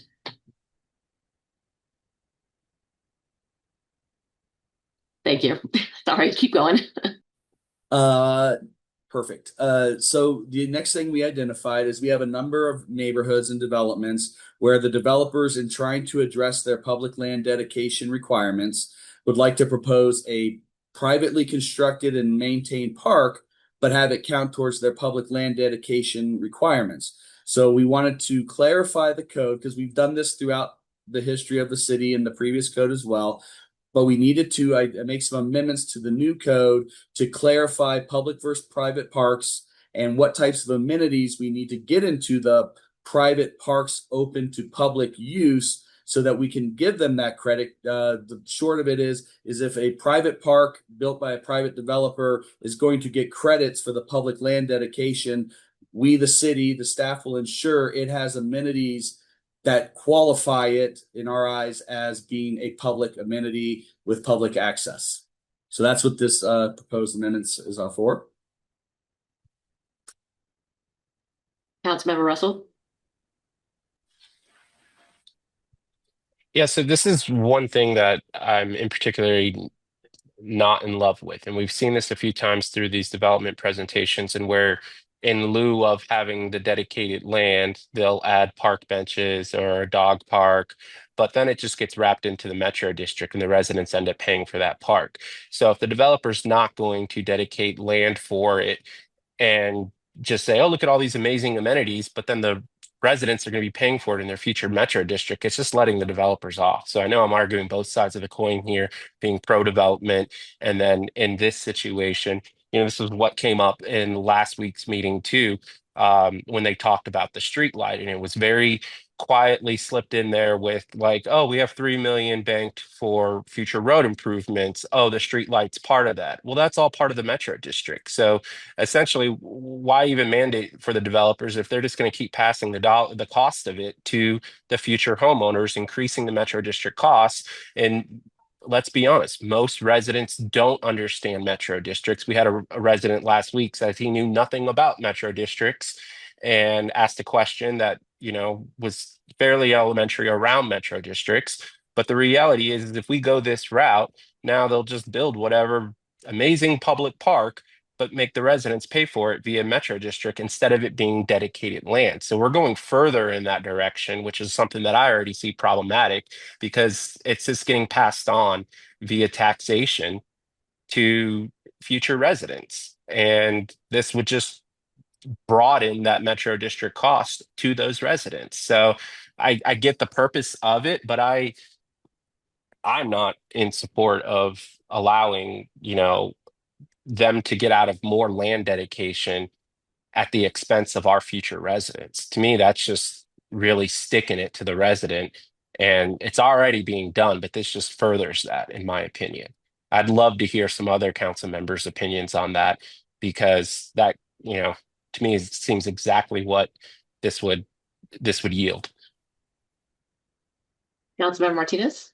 Yeah, I share your concern, Chris. And so my question is to probably our city attorney's office about, what are some options or limitations, caps, any kind of regulatory or rules around, the mix of funds on private privately built parks that are open to the public. Can we cap the amount of money that can be used from the Metro District on that space? Or, just I'd love to explore like what kind of options we'd have legally to address Chris's concerns, which I share. And this is, something that I think is important to protect our residents. It's already a difficult, I think, for a lot of people. They have a big surprise right after they buy a house in the Metro District, and a year goes by, and the assessments go up by a lot. It's a story I hear over and over again. And if we could figure out ways to, cap that or put some guardrails on this practice to ensure that the developers are being upfront and they're acting in good faith when it comes to the public land dedication requirements. Right.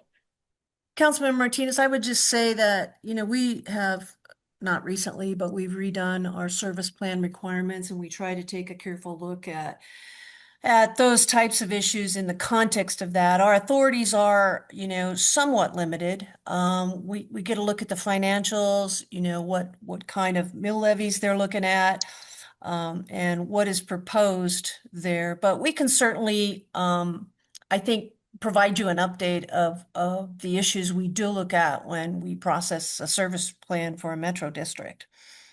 Okay, that sounds good. Did that get at what you're asking? Yeah, you know what, Tammy, we'll probably just put that on our next one-on-one meeting agenda. Sure, we can talk a little bit about metro Okay. districts and Yeah. the breadth of that. You bet. And All right. I'll send council an email on it too. So Okay, thanks. Yep. Councilmember Algie? Sorry, I get situated here. All right, thanks everybody. Great presentation so far, Warren. Thank you. Yeah, I share the concerns, with Councilmember Russell and Councilmember Martinez as well, for the simple fact. Luckily, where I'm at, Brand Place Park, that's a city-owned park. Don't have to worry about that situation. But still, when folks realize, after that, what a metro district is, and oh yeah, we're in Hawk for, in our case, it's infrastructure. It's to like $3 million. Um, you know, and the last thing folks want are add costs. So, yeah, so we need, yeah, so Tammy, I agree with Justin and Chris. We definitely need some clarification, on what protections there are for homeowners on this. Sounds Thank you. good. Councilmember Morris. Yeah, I wanted to ask, is there a difference between, or does this adjustment apply to any type of development in the city, or is it over a certain size of development? I would have to refresh my memory on that to be certain.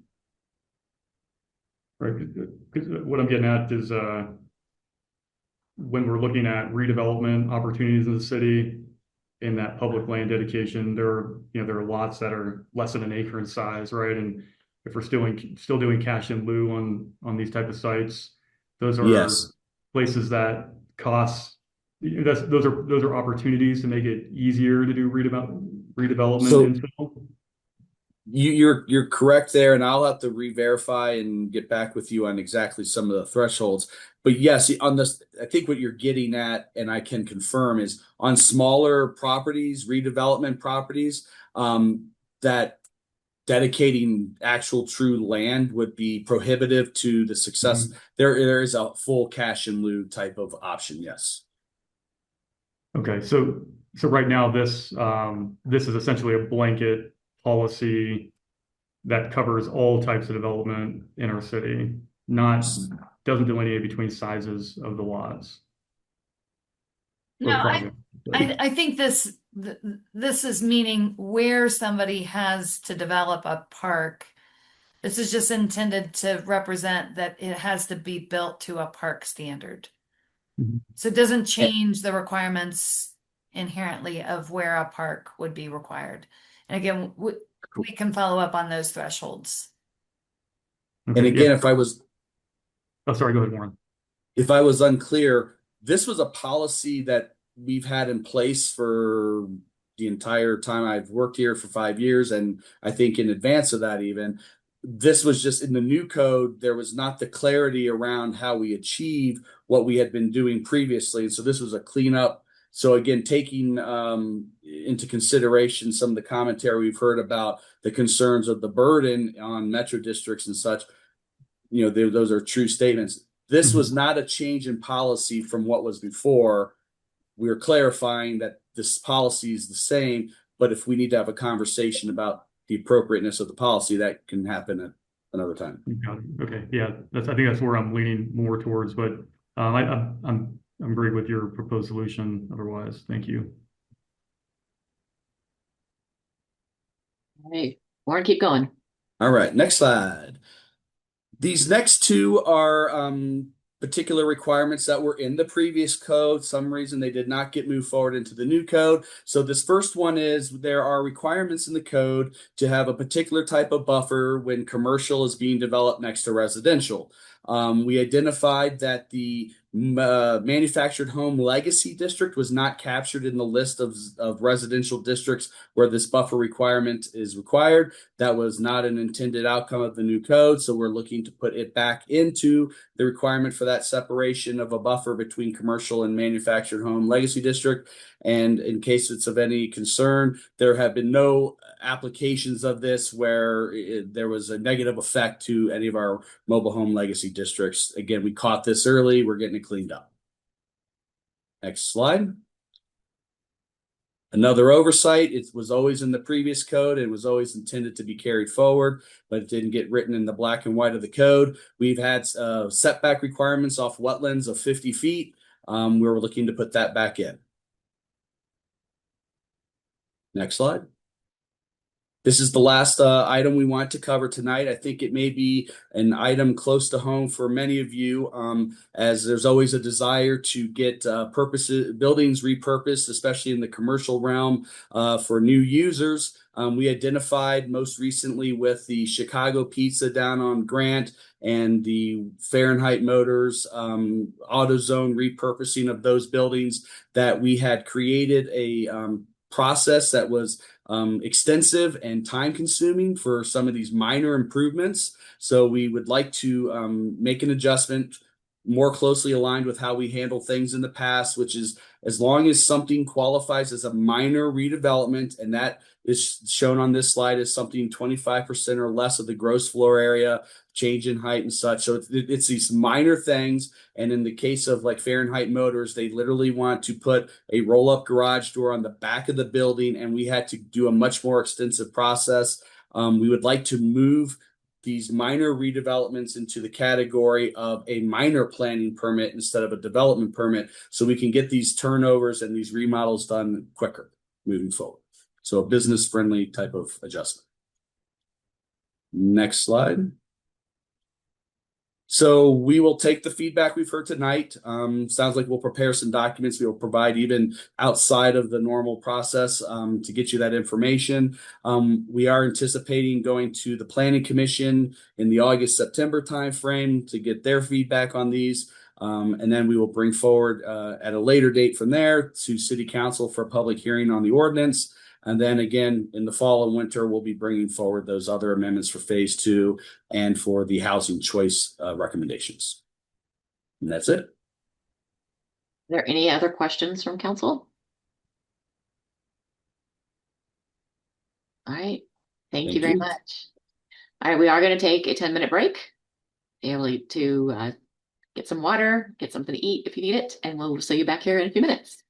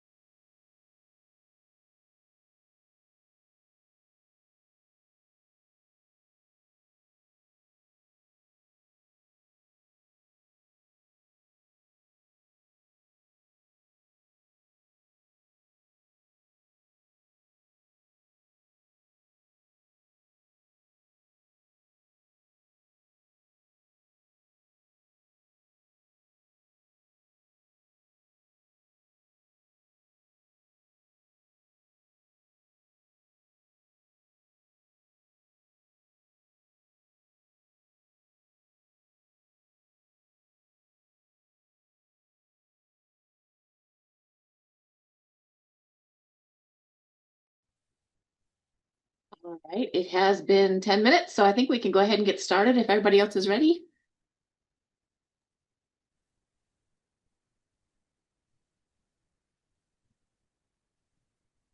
All right, the next item on our agenda is discussing a potential charter amendment question. And I will turn the floor over to both Tammy Ellico and Kristen Long. So there was some requested follow-up in terms of costs and procedures. And so with this, I'll turn it over to Tammy and Kristen. Thanks, Tansy. So we want to go through some draft ballot question language based on council's direction to prepare that and then discuss the costs of elections. So with that, I'm going to jump right into the ballot question language. These first two sentences give context for this within the charter. And they indicate that the citizens of Thornton find that council members and the mayor are elected to serve the residents of Thornton and should remain focused on the duties and responsibilities of their elected office during their terms. The next draft sentence reads, the purpose of this subsection is to prevent conflicts between holding office on council and campaigning for another elected office during an active term on council. So again, those were put in to give some context. Those could also just go as comments along with this ballot question and stick to the remainder of the language within the question. And so the crux of it is any person serving as council member or mayor shall be deemed to have vacated and resigned from such office upon formally declaring candidacy for any elected office other than the council member or mayor. And then we go on to attempt to define formally declaring candidacy, and that is when you file a candidate affidavit, nominating petition, statement of candidacy, or paperwork to create or designate a candidate committee for purposes of seeking elected office, and then publicly announcing one's candidacy where such announcement is accompanied by any filing required under Colorado election law or taking any other official action required by federal, state, county, municipal, or special district law to qualify as a candidate for elected office. So we have attempted there in that to capture, the earliest point at which candidacy is declared under state, federal, or local law as being the point at which the council member or mayor shall have been deemed to vacate the office. Also, the point of that is there's no official action that has to take place, but that by declaring, by filing, it's an automatic vacation and resignation from the seat. And then, so yeah, again, and then the next sentence is that it takes no formal action by the council or the mayor. Or the council. And then again, the last sentence is the mayor and council members shall within 10 days notify the city clerk upon formally declaring candidacy for any such elected office. Obviously, the purpose of that is so that we have official notice that someone has declared candidacy if the clerk has not already been made aware of that by the filing, and gives us a date certain by which a declaration has to be made to the city clerk. So that is the proposed ballot language. Happy to try and answer any questions on that before we move on to costs. Councilmember Russell.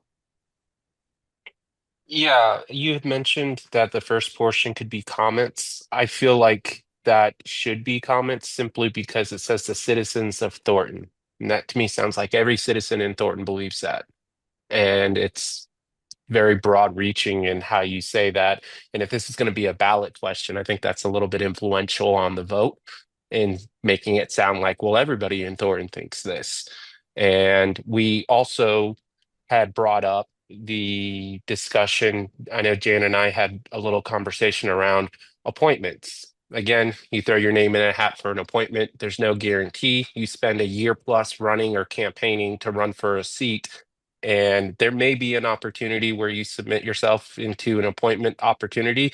And if it doesn't work out for you, all of your work and commitment to the city is thrown out with it because of how this reads. So I would think that there should be some language around appointments, or at least a discussion among council members, as Jen and I kind of touched on it a little bit last time. And then I think statements that really are definitive, like all citizens. It doesn't say all, but it says the citizens of Thornton. So to me, that's so broad that that should probably be in comment, because I think it's steering the ballot question as well. Well, and Understood. to follow up on that question around appointments, nobody files candidacy for an appointment. Is that correct? That candidacy paperwork is only filed to actually run for the seat. An appointment itself is through, usually, if it's a state level, it's through the party, not necessarily through a candidacy through the Secretary of State. Okay, so should residents have that clarity in the comments then too, that appointments are not part of this ballot question or part of it, so that it's, I mean, we know that, you know that obviously, but again, we're banking on residents to know that. So is it a point worthy of commenting on? If I And could, yeah, that was one of our questions, Councilmember Russell, is whether or not, appointment should be included or if it's particularly being excluded from this. well, Jan, you proposed it. I mean, what's your position? And I guess give us what should we talk about? What do you think? Well, and I was thinking along those lines, like there is the blue book as well, right? With the comments that go with it. It makes sense to put it in the comments to say, what is a candidate? And that's, I mean, some of that is outlined here where you have to have paperwork. So a appointment just by the definition is not a candidate without the paperwork to go with the Secretary of State's office or whichever agency is managing that form. Correct. We would have to expand the definition if you wanted to include appointment. I mean, I don't know that appointment, I mean, it's such a short process. The whole point of this is to not have someone candidate or to campaign for a new position while they're in office. And an appointment usually is within a week of a notification.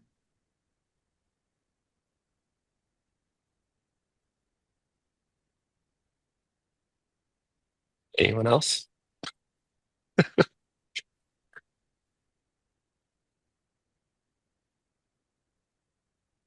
Councilmember Byrd. Doesn't the state constitution already have definitive definition on what a candidate is? So why would we have to rename that? Not as particular as this, and I think we're trying to capture, every type of filing that could occur. Like, for example, if you run for a federal office, you would file some candidacy paperwork with the Federal Elections Commission. So, I think we're trying to make it purposely broad so that it covers every situation where you're declaring a candidacy. Yeah, I'm confused because I mean, when we started our campaigning for the council, there was specific terms that were told to us, or it's like if you're considered a candidate once a reasonable person can assist that you are running for an office. So that's you going, hey, Councilmember Russell, I'm gonna run for mayor. Then at that point, it's like you are now declaring yourself as that point, from a reasonable standpoint. And um, I think that when it comes from the candidacy side to Councilmember Russell's point is if you're taking donations, you're a candidate. You're at that you have a campaign running at that point. So um, that's kind of what I was asking for. Yeah, and correct. Under this definition, it's not just declaring your candidacy. It has to be accompanied by a filing and also, at any time when you have a candidate committee and you're, collecting or expending funds. So it's not as much as just making a speech, in other words. You have to file the requisite paperwork to become a candidate. Okay, well, I go back then to with the appointment. If that's clearly identified between us, I thought it would be something beneficial to residents, considering it just happened very close by with Broomfield. Everybody jumping in under Faith Winters, that a lot of questions came out of that. So Sure. I am attempting to be as clear to the public as they vote on this as possible. And should that question arise and they don't know the difference between appointments or candidacy, that's why I thought it would be a good note in the blue book. But if nobody else thinks that is worthy or necessary for putting in the blue book, then that's fine. It was an attempt at transparency for them to understand the differences. Yeah, and I think it is an important comment to the degree that this definition does not cover appointments. So it's official candidacy declaration in campaigning is what triggers this, and the filing of associated paperwork. And I agree with you, Chris. I do think putting it in the blue book makes sense for clarification, but then we need 3 more council members to agree with that.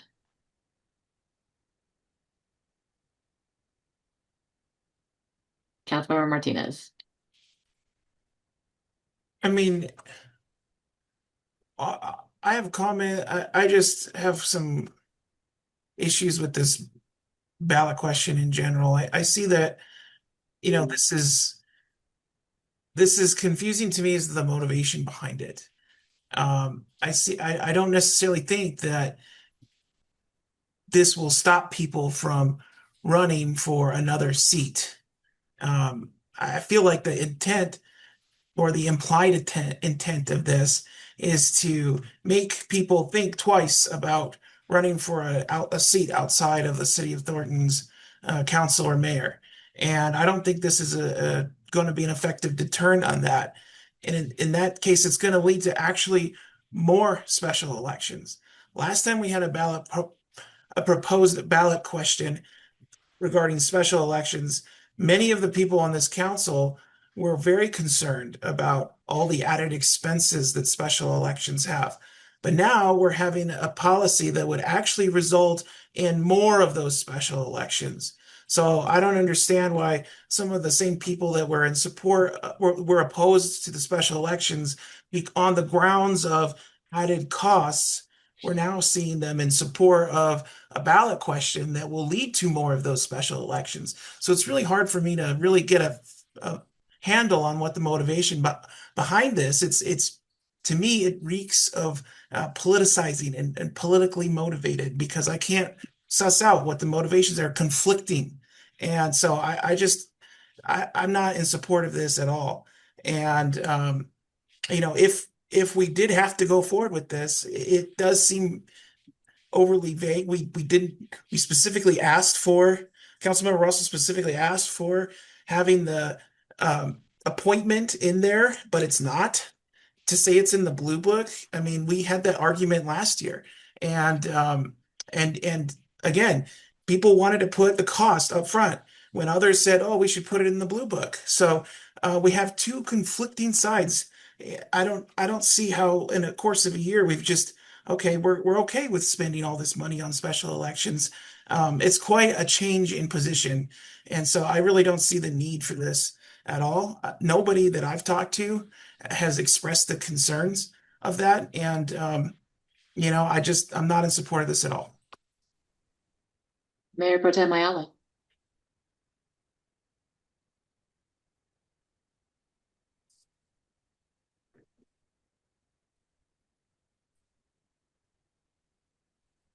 Bertie, you're still muted. Sorry, I keep thinking my headset's gonna unmute me and it's not working the way it used to.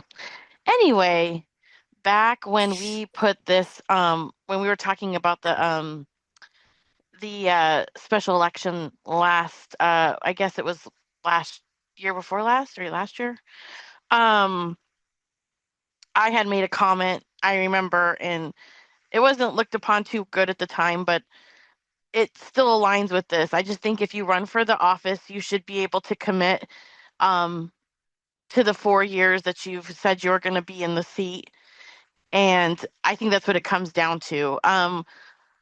We could talk about other ballot questions, but to me, this one tied to it specifically because I have stronger feelings about running for office and then a year later running for another office and then a year later running for another office or trying to get appointed to other offices. Like that's a tough decision to make in a moment, but like I think that what we've seen, especially with this last primary, and we see this, throughout the state and probably throughout the country, is that with the political um, jobs that people decide to take, they decide to run, sit in it for a year, knowing that something else will come up. And it's really not fair to the residents of Thornton for us to um, get elected to the seat and then lily pad out of it as soon as we have the opportunity.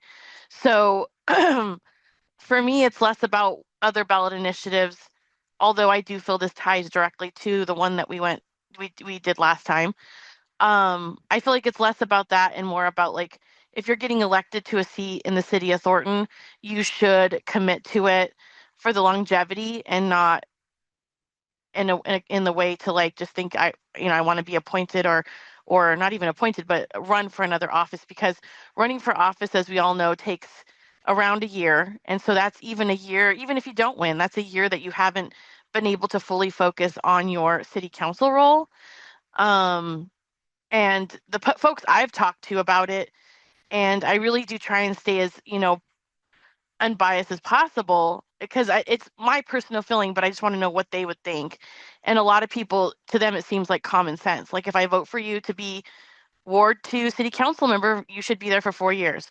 I shouldn't, have somebody, I shouldn't have to vote again the next year. I shouldn't have to have somebody appointed to the seat because you decided to do something else. If we're going to look at this as a party issue or a capacity building issue, I further have stronger feelings about that. As a former organizer, you build a broad, wide base. You don't build a linear, like, hierarchy of people that get to step in line and move into a seat.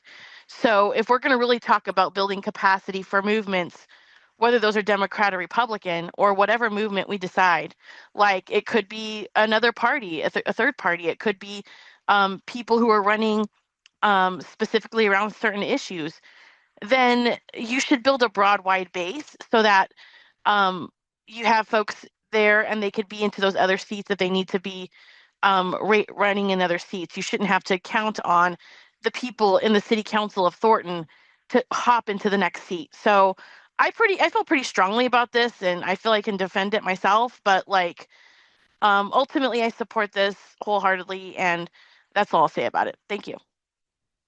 Councilmember Byrd? Yeah, I'm in full support of this. I don't think that this curbs or prohibits ambition at all. I think that you're able to seek higher office if you choose to do so. But I think it should be done on your own time and in a manner that's not going to be done by the cities. So it's not really a restriction. It's more of a choice for that person who wants to run. And as we as the elected officials, we swore an oath and took a role to be elected and serve our duty. What does that say to the voters if we're not going to fully commit because we're trying to gain our own political prowl and progress up a ladder? I think that should actually speak monumental to voters, so then they can look at that and be like, "Well, you abandoned us when we needed it. Why would I vote for you the next time?" So I'm 100% supportive of this. Councilmember Kunto?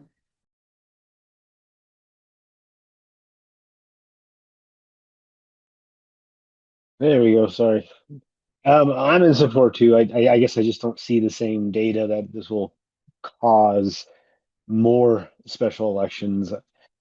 It kind of will push back on that premise. So I'm in support of it. Councilmember Morris?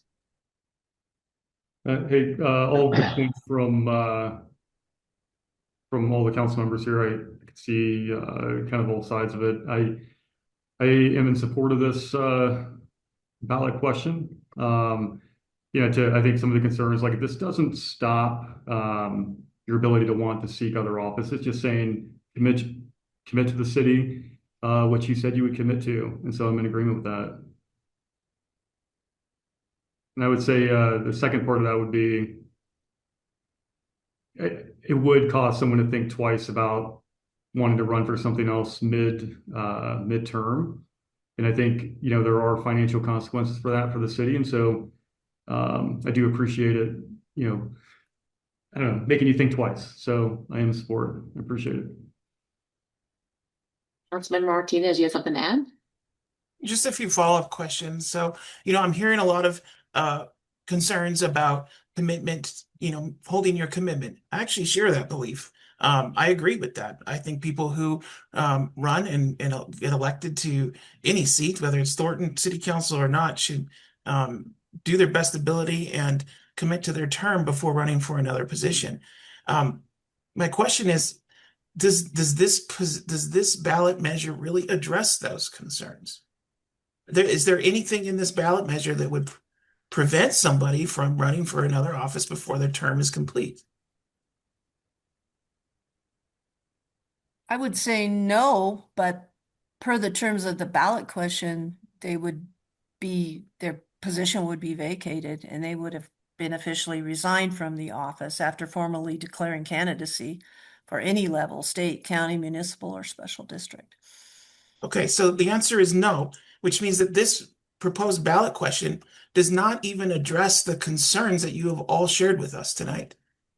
All it will do is cost the city money when somebody Yes. makes the decision that they're going to make. I do not think that those costs are going to deter somebody who's determined for whatever reason, right? And remember, I agree that that would be, I think, the wrong decision for somebody to make. But they're going to do what they're going to do. And if they want to run for a higher office now what we've done is we are imposing a significant cost to the city when they do that. So one, we haven't even addressed your concerns with this ballot measure. And two, we've added significant costs based off of the fact that people are going to make their own decisions. So, I guess it's unknown, right? What level of deterrence there will be. So I'm not willing to gamble on a known cost when we don't know what's actually going to happen. So if we want to address, if we want to find a ballot measure that's going to hold people to their full term, I would be more open to that. If we wanted to change this and say, you have to serve your full term unless you have some kind of legitimate reason to quit, I don't think you could even do that legally, but that is really what we're concerned about. If that's what the real concern is, we should write a ballot measure that actually addresses your concerns. This does not do that. Councilmember Salazar? I agree with Justin. I think that it's going to put undue stress onto the city and to our citizens. I don't understand the motivation behind this question. Other candidates have ran and they've lost and they still served at the city level and they did a great job and they continued to do a great job until their term was over. So I don't understand why we would penalize someone for a choice that they want to make. Councilmember Algie? Thank you. Thank you, Tammy, for the presentation for the ballot question. So, and there are other municipalities that have enacted this as well, Greeley specifically. I do know a friend of mine who is running for state rep in HD 50, Tommy Butler. He was on Greeley City Council and he was forced to resign from his council position when he announced his candidacy. So I've weighed both sides of this. That side initially, okay, I'm kind of not liking it, but then at the same time, I do understand the other side as well, why we should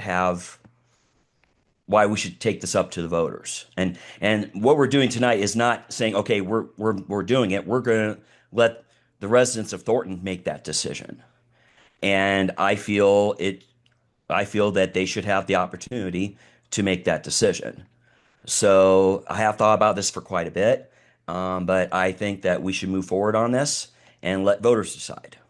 And I will officially state that I will stay neutral in this process. I campaign for a lot of folks and knock doors for folks, but on this, I will stay neutral and let the residents make their decision on their own merits, and I will respect the will of our neighbors. And that's all I have. All right, so there is consensus to move forward to support the question for the voters. And so I also support bringing the question to the voters for the various reasons that we've talked about. I think a lot of times we need to listen to the voters more often. I was criticized for not doing that before, and there's an opportunity to learn and get better with that. And so I'm going to support it as well. Chris, did you have something to add? Yeah, I'm fine with whatever the consensus is, but we still haven't, I guess, gotten a consensus on the appointment because Tammy, kind of reiterated my points that this doesn't outline that definition. So where do we sit on that piece? Because that's, my biggest contribution to the conversation right now, and I'm very unclear still. So the proposal is, we'll say, the proposal on the table is to have it added to the Blue Book to clarify appointments. Is there any objection from council to go that route? So I can understand you want the ballot question to cover appointments too. So we For would the, want for the Blue Book to clarify in the discussion that it does cover appointments. that it does not cover appointments Does because not. the appointment Okay. is not a candidate per the law. Okay, good. I understand. And yeah, it's not in there at this time. So Okay, and the first and Go the ahead, Chris. and the first statement, then the citizens, are we moving that to the comments and out of the actual ballot question, considering how it reads the citizens of Thornton's all, I mean, to me, that sounds like all Thornton. So is it fair to move those position statements that are leading, in my opinion, to comments as well then? I'm fine with the question we're going to move forward with, but, a small rewrite or some citizens of Thornton, something, when Or you just say moving the first sentence to the Blue Book? yeah, something along those lines, because it's very directional. It sounds like when you say the citizens instead of some citizens or, something like that would be, I think, a little bit more factual. and it is more of the purpose of this particular question would do that, it would say that, elected are in place to serve the residents of Thornton. It's one comment on this ballot question. So it can be written as a comment easily. So not a problem. Mayor Pro Tem?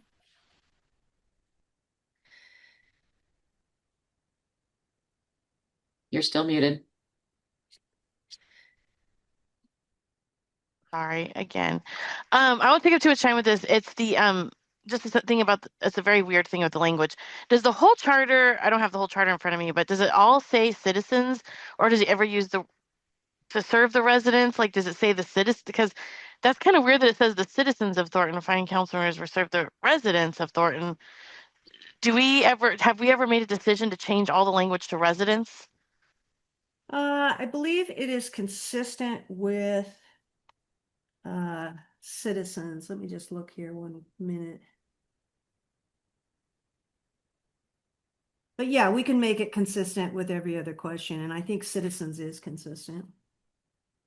So make it the citizens of Thornton find that council members and the mayor are elected to serve the citizens of Thornton?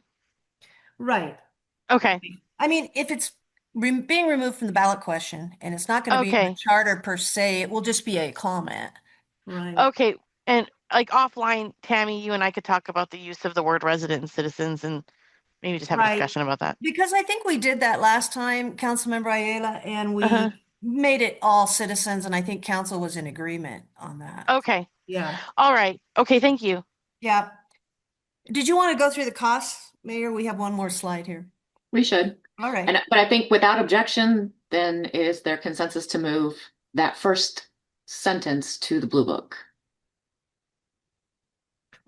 Fine with me. Yeah, I'm hearing no objection, so we can move on to the costs, Tammy. Okay, when we bring this back, we can do some draft comments and for the night that we would adopt it. So you can refer a ballot question to the citizens by ordinance. It does require 2 readings. We would have to adopt it the 2 council meeting dates in August, first reading on the 11th, second on the 28th, and then it would go on the ballot after proper notice. And then council can adopt after that if it chooses. If a majority of council chooses, they can adopt one resolution in support of it under the law. Okay, Kristen, I'll turn this over to you. Thank you, and good evening, council, mayor, mayor pro tem council. So the election costs listed here first are the costs for a coordinated election. So that's any election that's going to be in November that we're coordinating with the county. And you can see going back from 2019, the average cost is about $63,453. And so if we are wanting to put the ballot question on for this year, that would be your estimated cost to coordinate with the county. And that cost is not currently budgeted because we are not planning for a municipal election. We do have a municipal election scheduled for next year. And so if council wanted to add the ballot to that year, it would not be an additional cost since we are already conducting an election. And then the cost for a non-coordinated special election to fill a vacancy, when we did the Ward 1 vacancy, that was $78,356. And we would estimate it to be around that same cost. And then if we needed to do a mayoral vacancy, we would estimate that to be around $300,000. And that would be to do a non-coordinated, just started our own election. And then there was a question about the estimated cost for polling prior to taking this question to the voters. And so we reached out to 3 other cities, Westminster, Aurora, and Boulder. We did hear back from one from Aurora, and they did have a cost estimate for us of between $34,000 and $47,000 to do that. And take any questions that council has. Okay, first, any questions? All right, so there are 2 things we need to answer then. One is, do we go with this year's election? I'm assuming the ones that voted that didn't want to move this forward would be a no on this year's election, but you may surprise me. Councilmember Russell. That was going to be my suggestion, move forward with it. That's the will or consensus of the council, but to eat another 63,000 to force it this year, just do it next year when we have elections. Cause out of us that are up for, we'd be coming out of office anyways if we were going for like a state level seat. So, there are no elections that, we're running for, at least that I can think of, considering the elections this year, this November. So there's, even if it's a 2-year cycle, it wouldn't behoove us to get it on the ballot this year. But by next year, yeah, because then that's when there'll be another congressional race or a state race. I guess if they were running for maybe RTD or something, I don't know where all of those election years fall on, but the major ones we know are, basically every 2 years, and this wouldn't even take effect until the next year's election, which there aren't any. There's no congressional. It would be our election in itself, but if we're running for a different office, then there's no real resignation, I guess. So if it's possible, yeah, move forward with the ballot question, but why spend the city's and residents' tax dollars on something that's not going to change between now and next November? Not this November, but the following year. Like there's no impact to rush it through this year. It's just as effective next year, and it doesn't cost us anything. All right, Councilmember Byrd.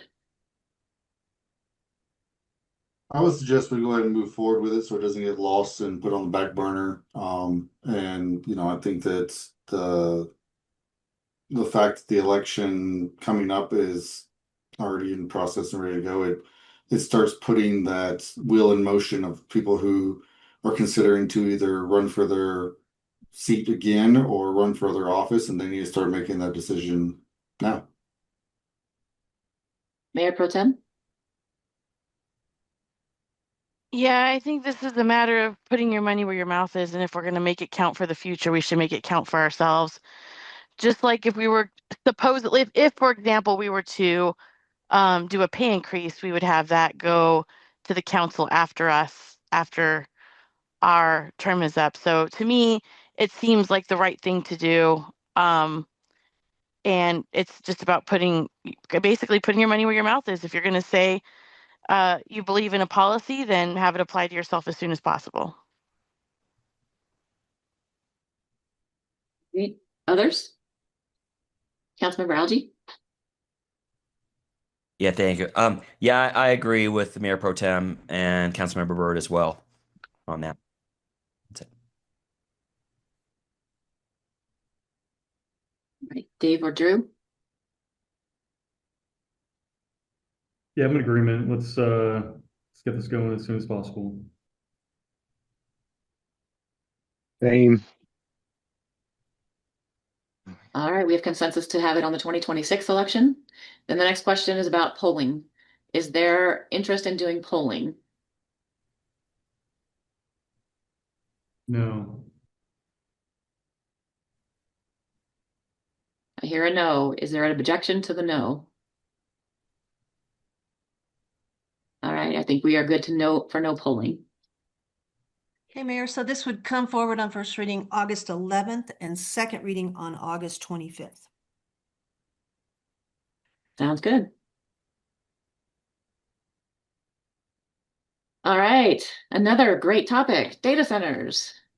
Yeah, so want to recognize staff in the city manager's office and the city attorney's office and planning and development. So again, this is a quick turnaround from your last conversation, just to paint a picture of what is the existing regulatory environment around data centers, and narrow in some of the options around if you were going to consider a moratorium, ways that you could add nuance or distinction in that moratorium. So thanks for, I think, Jessica Whitney, Mike Garrett, I think are largely going to be taking the lead on this presentation. So thanks for the staff that worked on it. Good evening, Mayor, Mayor Pro Tem, council members, Mike Garrett, Planning Director. Next slide, please. So we're going to be talking an overview of data centers, as Tansy mentioned, what the existing regulations are, and any potential moving forward in regulations and other type aspects of data centers themselves. So we'll do a background, the regulations proposed and existing, the benefits and impacts, and then options moving forward on this as well. Next slide. So when we kind of look at a data center, and we put it in quotations because it means a lot of different things, but we did kind of summarize it in this paragraph here. Basically, a specialized facility for housing network of servers, computers, and network infrastructures such as IT equipment necessary for digital services, and that's where it gets bigger into cloud computing, AI models, streaming, banking, and other types of industries like that. Next slide. So when we look at data centers in the United States, there's over 4,400 data centers in the United States, 57 actually in Colorado. Most are in the metro area. As we mentioned, there's 45. And there's one operating at Thornton, and we call that kind of a medium scale data center as we go into talking about data centers and more complexity here in a moment. Next slide. So the type of data centers that exist that have pretty much been determined by the industry and by many local governments throughout the country, everything from what they call micro or edge data centers. A lot of them are rated by either the building size or the power demand that they have. Some are equivalency to the number of homes they'd serve otherwise. So you can imagine the smaller ones would provide, maybe it's a cell tower, or maybe it's a hospital campus, an industrial facility. Then you start getting bigger into what they call enterprises, which often will serve like a university, for example, or a governmental agency. And they're using a little bit more energy, and they're a little bit bigger in their size as well. Then we're getting bigger scale, kind of more that we kind of see in Thornton is more of a regional or co-location facilities. These do have a tendency to serve, in some cases, multiple states. They co-locate many providers. In this case, they could use a consumption of somewhere over 50,000 units. What we're hearing more and more about are these hyperscale, and a lot of communities are actually segregating those from the other types of data centers because they are such a large, more impactful. They're often very high energy demanding type of facilities, both electrics, gas, water, natural gas. They're using that as well for some elements. Building sizes, they could be massive, often well over 250,000 square feet. In some cases, 2 to 3 million square feet in size. So there's a huge, immense amount of fiscal capital that goes into creating these and developing these. And these facilities are used for emerging AI technologies. They provide global internet platforms and really enhance the cloud data environment as well. Next slide.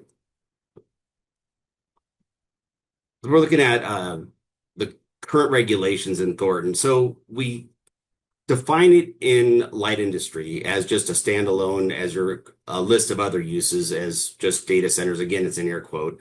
They're permitted in the business park or BP zone districts, employment center legacy, which again, we don't zone anything that anymore, in industrial legacy zone districts.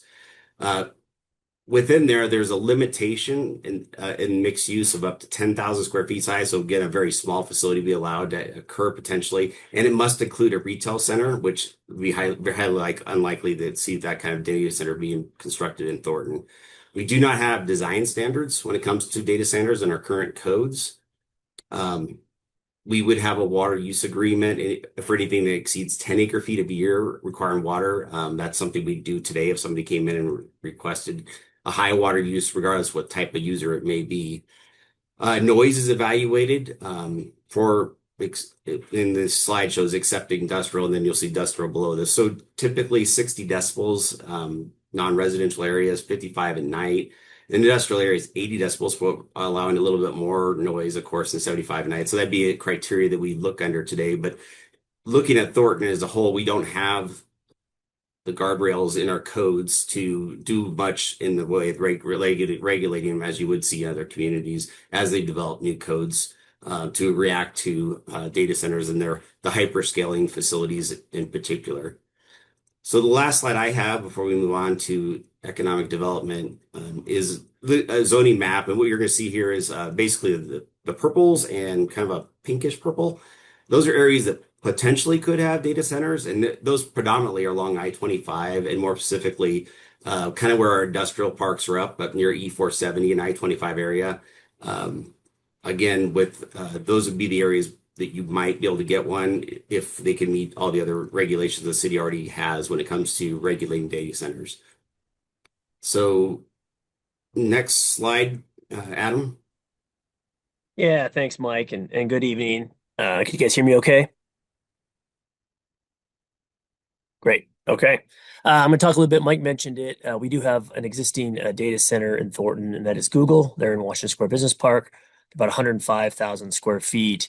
They've been there since 2008, and they have around 100 employees in that operation. We also have another existing building right at 120th and I-25, the 12121 Grant building, which is where Avaya is and the Mir Group. That building has some vacant space, about 60,000 square feet of vacant data center space. Their floor is divided kind of half and half, 30,000 square foot footprints, and half of those are data center and the other half are office. And so the data center component is vacant there in that building. And we do not have any data center projects currently in the pipeline. It looks like we have a question there, Councilmember Morris. Yeah, Adam, thanks for confirming the data centers in our city, and I didn't know about the Grant Street one or the Avaya building, but between these two sites, what would they be categorized under that? I guess the little chart that Mike had about like the different sizes. Yeah, it would be more that regional data center level. They're certainly on the smaller scale. I'm going to give you an example here on the next slide of kind of more that hyperscale, that larger footprint development. Yep, there it is right there. Nice timing on that one. Thanks, Kristen. Hopefully that answered your question, Councilmember Morris. But so yeah, just if we could go back, could you go back to that slide with the categories?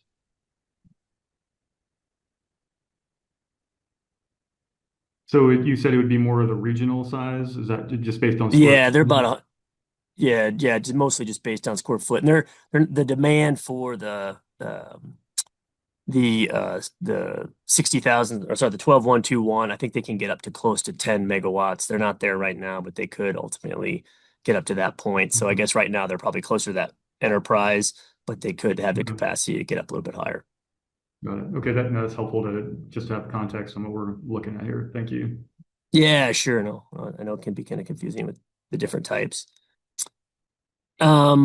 But we did want to share an example. So this is a previous application we had. This project is no longer active in the city, but we did work with them over last year and the year before on a potential location in the city. This is that hyperscale data center. This is over 1 million square feet. These are 6 buildings, about 200,000 square feet each, and this was their working site plan. They had on this site, they would have had to rezone because it was not zoned for what they were looking to do. So there would have been a rezone required. They were not going to utilize water for cooling. They were going to cool with electricity. So they were not using, the water demand was pretty low, but they were going to use a significant amount of power. So looks like there's a question from Councilmember Byrd. And real quick, Councilmember Morris, did you have another question or do you need to put your hand down? Oh. I need to put my hand down. Thank you. Councilmember Byrd. Hey, Adam, you said this was a previous applicant that came through. I'm curious around a couple of things. One is you said that they weren't really using any water systems, which tells me that they were probably either doing energy or a closed loop system to keep everything cool. The second is that in this diagram here, it shows a substation. Is that an existing substation that was already there, or is that something they were working out with the utility companies? They were going to have that built on site with the utility company. Yep. So And then that substation does not currently exist. And then when they came to the city regarding this build out, had they already spoken with the energy companies and the utilities to make sure that the power subsidies would be there? They had had significant conversations with the utilities throughout the project to ensure that they weren't going to be building all of these buildings at once. They were going to build them in phases, and so they didn't need all the power they would ultimately need in the beginning. They phased that up, and so they were working with the utility companies from the very beginning, from the get-go. Thank you. And one last thing before we continue on is when the decision came about the location itself, was that a consideration on the reasoning why they chose that location? Was because of the approximate location that the utilities would be able to help service that? Certainly, the utilities were a big factor. The site itself was a good deal on the site. A lot of times with data centers, they want to find affordable land and affordable power. Those are kind of their two big things. And they were getting, I think, a pretty good deal on this particular land at the time. And I think they felt that they could achieve their utility operations that were needed. So that was kind of the big piece. They also had planned a number of buildings throughout different cities in the Denver metro area to support their growing operations. And this was going to be one of a number of buildings, and the location of this fit really well with kind of the locations of their other building or their other campuses, I should say. So Great, thanks. I'll hold the rest for later. Great. Maybe next slide, Kristen. So I did just want to touch on some of the benefits of these projects, and these have been mentioned briefly, but we're really kind of using that hyperscale model from before, that example from the application we had last year. Significant financial impact. So actually, that should be a 200,000 square foot building. I apologize. 200,000 square foot building equaled about 10 to 15 million in tax revenue over 10 years. That's per building. And they were going to put 6 buildings on. So you can see the really significant financial impacts there. They do have high paying jobs, though they're not usually as many. So they're usually 6-figure jobs. But in the scope of how large these campuses are, the job count is not as significant as a manufacturing operation or something like that.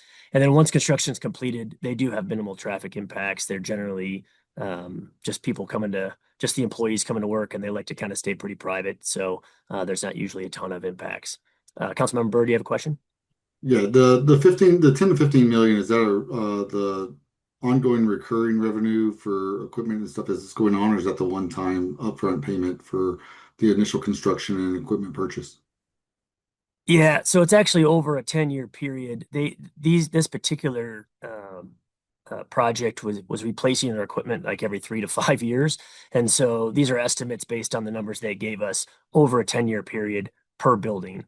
So, and they do not include a real property tax, just a use tax and business personal property tax. Thank you. Now I think we're going to turn it over to Emily Hunt to talk impacts. Thanks, Adam. Good evening, Council. Emily Hunt, Interim Utilities and Infrastructure Director. So we've been talking a lot about both the energy and the water demand. And just to back up a bit, the reason that these data centers do have so much demand on either energy or water is because of the cooling technology that's required in order to ensure that the servers at the data center don't overheat. And so it's kind of one or the other. Water-cooled data centers use significant amounts of water, but they consume less energy. So just think of like giant evaporative cooling systems.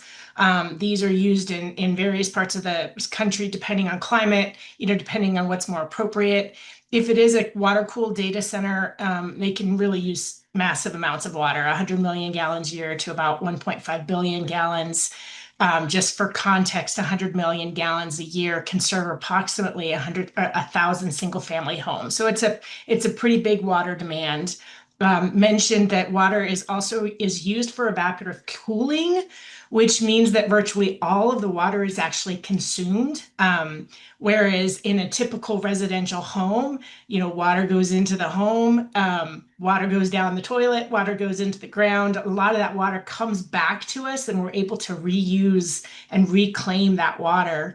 But in something like a data center, it's completely consumptive. So everything that goes to the data center is essentially consumed, and we don't have the benefit for that reuse. So it makes it kind of an enhanced burden on a water utility.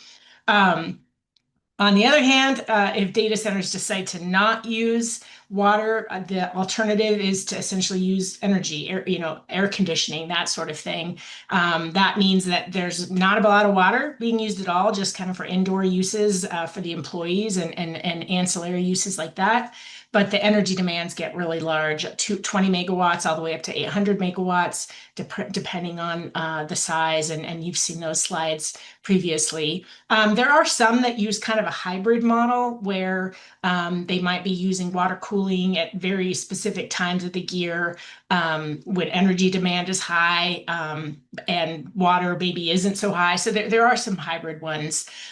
One thing I did want to mention about the water in terms of Thornton specifically, Mike mentioned briefly that we have this process that we call our commercial water use agreements process. And this is something that's relatively new. We've had it for less than 5 years. And essentially what it requires is that any commercial user that comes to the city, whether it's a new build all the way to a tenant finish, they have to submit a water use questionnaire, and they tell us how much water they think they're going to use over the course of a year. Our staff and water resources evaluates that based on the industry that they are proposing. And if it's under 10 acre feet, we kind of consider that to be a nominal water user. If it's over 10 acre feet, they go into this separate process where the city kind of has two options. One, we can determine that we simply don't have the water to serve a large demand, or we don't want to provide the water to serve a large demand.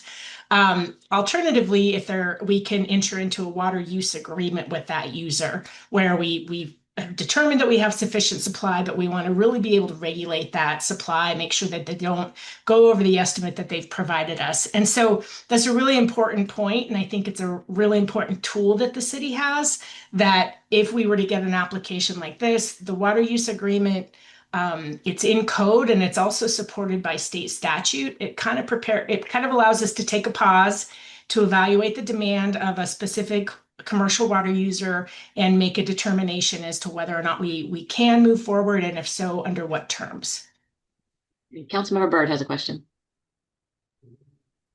Yeah, so since Thornton owns our own water utility, and there's a water use agreement already in place, specifically anything that's over 10 acre feet, for 100 million gallons, we're talking a little over 300 acre feet of water. That would already kick off that water use agreement anyway, correct?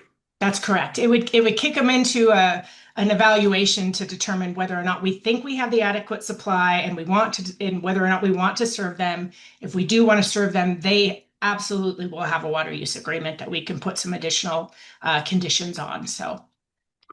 And I see a lot of the impact stuff is on here. Is this also including closed loop systems that are actually going to be able to run through things similar to Parker's setup, where their one they just got approved is actually a closed loop water system instead of being a full-on evaporative cooling system? Yeah, we'd look at what that demand is. You know, even closed loop systems still require the initial water that goes into it and then some replenishment. So they'd still go through the evaluation process, and we'd understand how much that closed loop system would use on an annual basis. And you know, if they fell under the 10 acre feet, we probably still kind of monitor them, but they wouldn't need a water use agreement. If they go over it, then you know it like you said, it's not going to be as much as a full evaporative one. So it just kind of depends on exactly what that closed loop system requires. Gotcha. And to shift gears and kind of touch base on the energy side of things again, I mean we own our own water company, so that's something we can control with that water usage. But since we don't own an energy company and run our things through that, since that's all PUC, and we share the same grid as Dacono, Erie, Brighton, what specific kind of energy impacts can council regulate through the land use?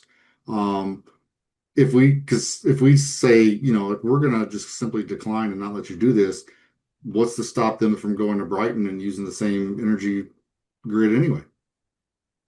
That's a good question, and I actually don't know the answer to what we can regulate in terms of energy usage. I would presume probably not a lot, because as you said, it's outside of our authority. But we could definitely look into that a little bit more, unless someone has an answer that they want to pop in with.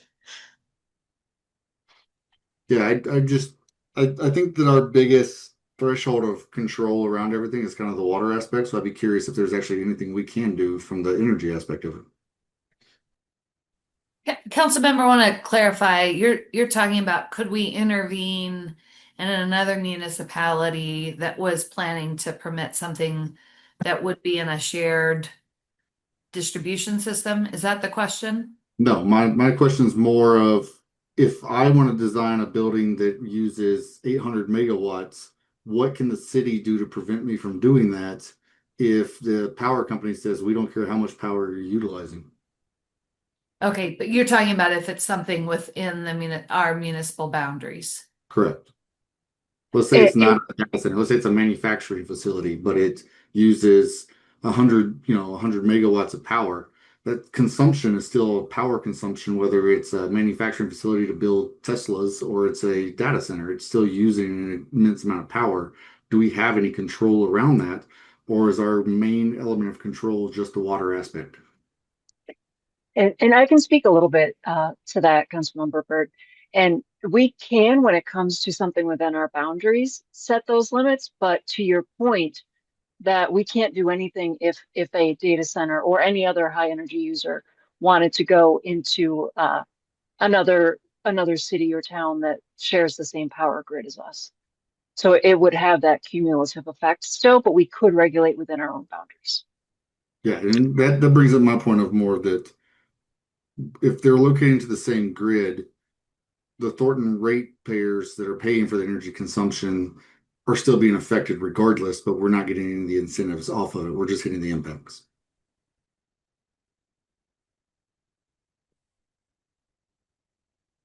I'll keep moving through this slide.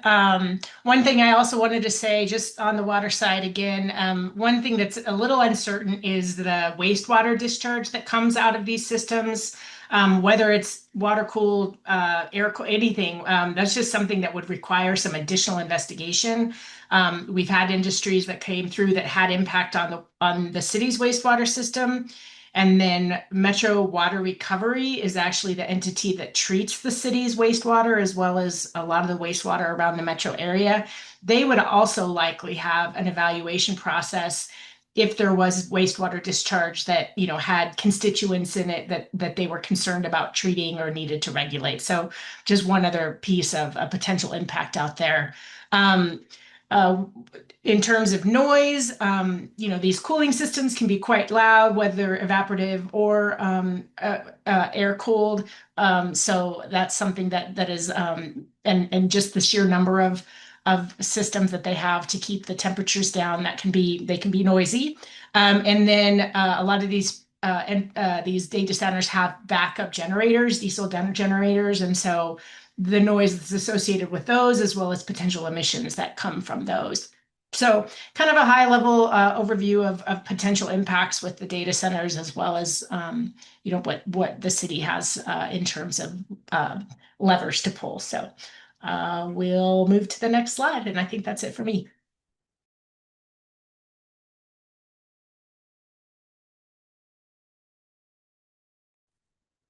Yes, and this is me. So we will talk a little bit, and I won't spend a lot of time on this because I know we all just are still recovering from the legislative session. But there were a couple different data center, kind of competing data center bills that came up last legislative session. One was trying to promote data centers to try to make us more competitive with Wyoming and Texas, added tax incentives, investment requirements, renewable energy. Then there was another SB 26102 that really was trying to more regulate these data centers. And there's just a couple of examples of how the state was attempting to regulate. The big one is to address some of the energy concerns that were raised. Beginning by 2031, large data centers would have to match 100% of their annual electricity consumption with renewable energy. They also would have to pay their own infrastructure costs to attempt to eliminate cost shifting to other utility customers. A utility could deny service. They could say that if the project would reduce electricity reliability, if it would interfere with clean energy requirements, and if the utility's greenhouse gas emissions would increase for the following 15 years, an energy utility could deny a hookup request. It would eliminate any ability to discount electric rates. It included water use restrictions. And one of the main concerns with, as mentioned by Emily previously, with these are the backup generators. And this proposed legislation would have limited the use of those backup generators, specifically they could only run during emergencies or limited testing, and they could not be used for trying to shave off peak energy usage, economic dispatch, routine grid support, anything like that. There was extensive annual reporting, and it did specifically grant local governments land use authority over certain site assessment aspects with these data centers. And again, neither of these were able to make it through the state, but it is an indication that they will probably be back next year, something along these lines for next year. And next slide, please. And we have recently had several local municipalities and counties take action related to data centers. Here are some examples. Moratorium. We have Denver, Woodland Park, Broomfield on the larger data centers, Jefferson County, Larimer County, Boulder County, 6 months on, again, the larger data centers. And Longmont has recently completely banned those hyperscale data centers. So those have been completely eliminated in Longmont. And there are, can I have the next slide, please? And then we have a couple different examples here of types of regulation. So Weld County and Logan County have taken a couple different approaches here. Weld County essentially just defined data center. They defined it very broadly, and they said, okay, this is going to be a permitted use with a special use permit in our light industrial zone. And then it was a use by right in industrial zones and with an administrative review. So they did not create a very specific regulatory scheme for these data centers. They just define the use and said it can go here, here, and you can plunk it in these different zone districts. Logan County is sort of the opposite approach. They took a very comprehensive regulatory scheme with these data centers. They it applies to, as you can see here, all data centers with a nameplate capacity equal to or greater than 1 megawatt, and that is the nameplate capacity is essentially just the energy draw. You have to do an impact analysis with a location map, a conceptual site plan. You have to plan out access routes. There was impact fees built into the regulations. It also, interestingly, requires a plan submittal to the Department of War. I don't quite understand the logic behind that, but it's in there. So we've got kind of two different schemes that different local county or, Colorado counties have come up with, and some additional things that other municipalities across the country have looked at. Again, there have been several across the country that have banned hyperscale data centers, limiting to industrial areas. They would require protect utility customers by requiring that there are not any cost shifting onto existing ratepayers. A lot of types of requiring environmentally low impact construction and site design practices, public hearings, conditional use permits, noise standards. All of these are the types of regulations that we are seeing coming up around the country that are things that can be looked at as well. And can I have the next slide, please? And so we have a couple different options here when it comes to data centers legally as we sort through all of this information and decide how we want to proceed. We have the pending ordinance doctrine, or we have moratorium. Pending ordinance doctrine essentially just allows us to tell anyone who submits an application, whoa, wait, we're not going to accept this application. We are currently working on regulations. And once we get those regulations in place, then we will accept your application. And the ordinance does have to be legally pending, which is essentially staff would have to be working on it. We can't just say, oh, it's an idea floating around in the ether. Staff actually has to be taking steps towards regulation. And it just, in terms of duration, we just can't unreasonably or arbitrarily refuse or delay the issuance of a permit. But as long as we are actively working on regulations, we could legally either refuse to accept an application or refuse to issue a permit. And then this would not require any council action other than, informally directing staff to start working on regulation. And can I have the next slide, please? And the other route is an official moratorium. And this would require council action. And this would formally stop any type of application from being filed. And the purpose of this is to maintain the status quo, which at this point is just the one smaller scale data center in Thornton. That would allow staff to really dig in and study and really make the best decision for Thornton. And this must be reasonable under the circumstances. And generally reasonable has been 6 to 12 months. If you get longer than 12 months for a moratorium, the courts it does get a little more scrutiny from the courts, but 6 to 12 is a pretty safe duration for a moratorium, and it can be extended or removed as appropriate by subsequent ordinance. So for example, if we realize if a 12-month moratorium is put into place and 6 months in, we realize, oh, we've got everything ready to go, that can be undone via ordinance as well.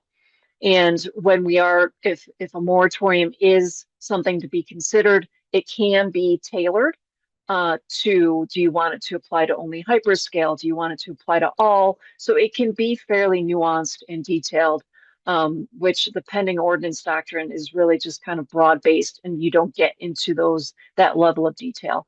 And again, that would require a council action. And I believe that is our last slide. Yes. Councilmember Byrd. Not specifically for you, but back on slide 7, the city has the zoning districts and where data centers could possibly be approved right now.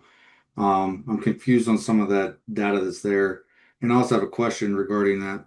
The area north of 168 between I-25 and County Road 11 in Weld County. There's essentially directly to the east of that, there's the water treatment plant for North Glen.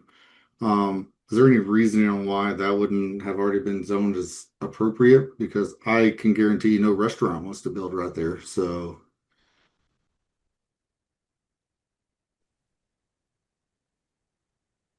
I could try to answer that question. So that property's in Broomfield's corporate limits.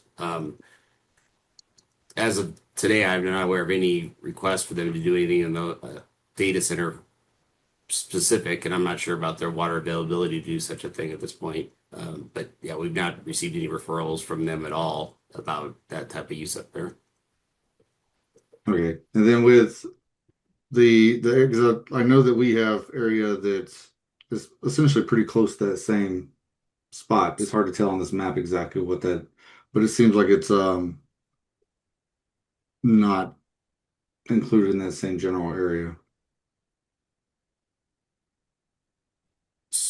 So about 160th, just north of E470 and south of E470, that'd be an area that could potentially have data centers under the zoning districts today.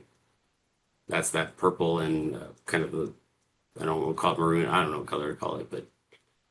And I also noticed on the map currently, we also don't have anything that's coming in with the annexation ability that we had from Weld County. No, this map does not go into Weld County. The north part is 168th of Weld County Road 2.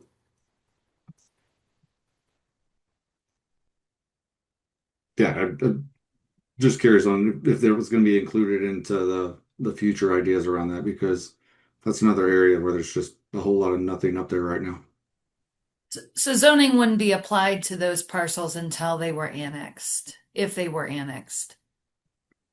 Yeah, so in my opinion, then in this case, that would mean that this right here would just be kind of a misleading map, being that we have land that's available as well that just hasn't been zoned yet because we have the annexation already in place. We're just waiting for that to go through the actual council policy. No, it has not been annexed. So that's a future decision of the council whether or not to annex it. And at the time you annexed it, you would apply zoning to. Yep. Correct. But we went through the intergovernmental agreement to make sure that we have that ability to annex it in that situation, correct? It is in the growth, the planned growth areas. Sorry, Right. we misunderstood your question.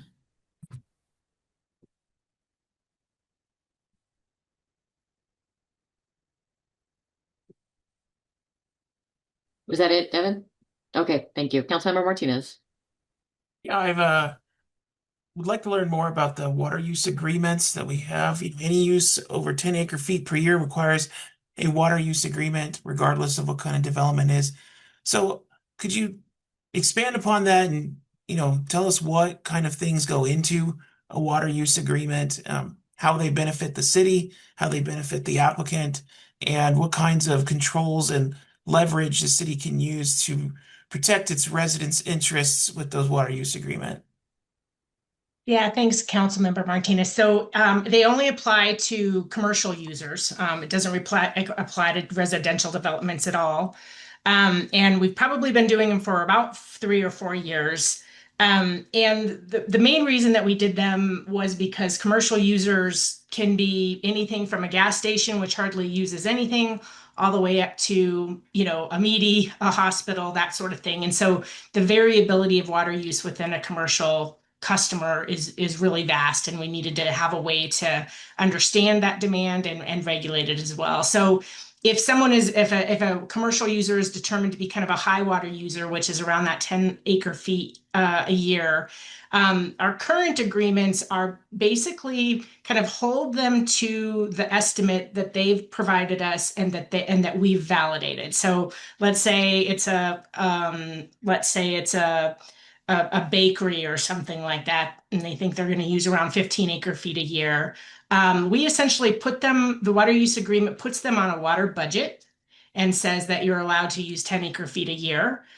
We then monitor that usage, and if they go over that usage, they can be penalized by kind of going instantly to tier 4 rates. We can also renegotiate the water use agreement with them if they're expanding their operation or something like that. I think we can put additional protections in the water use agreement that we haven't done yet. Ours is right now have been pretty just, what's your annual use? We're going to put you on a budget for that. And if you go over it, we're going to either revise the agreement or penalize them.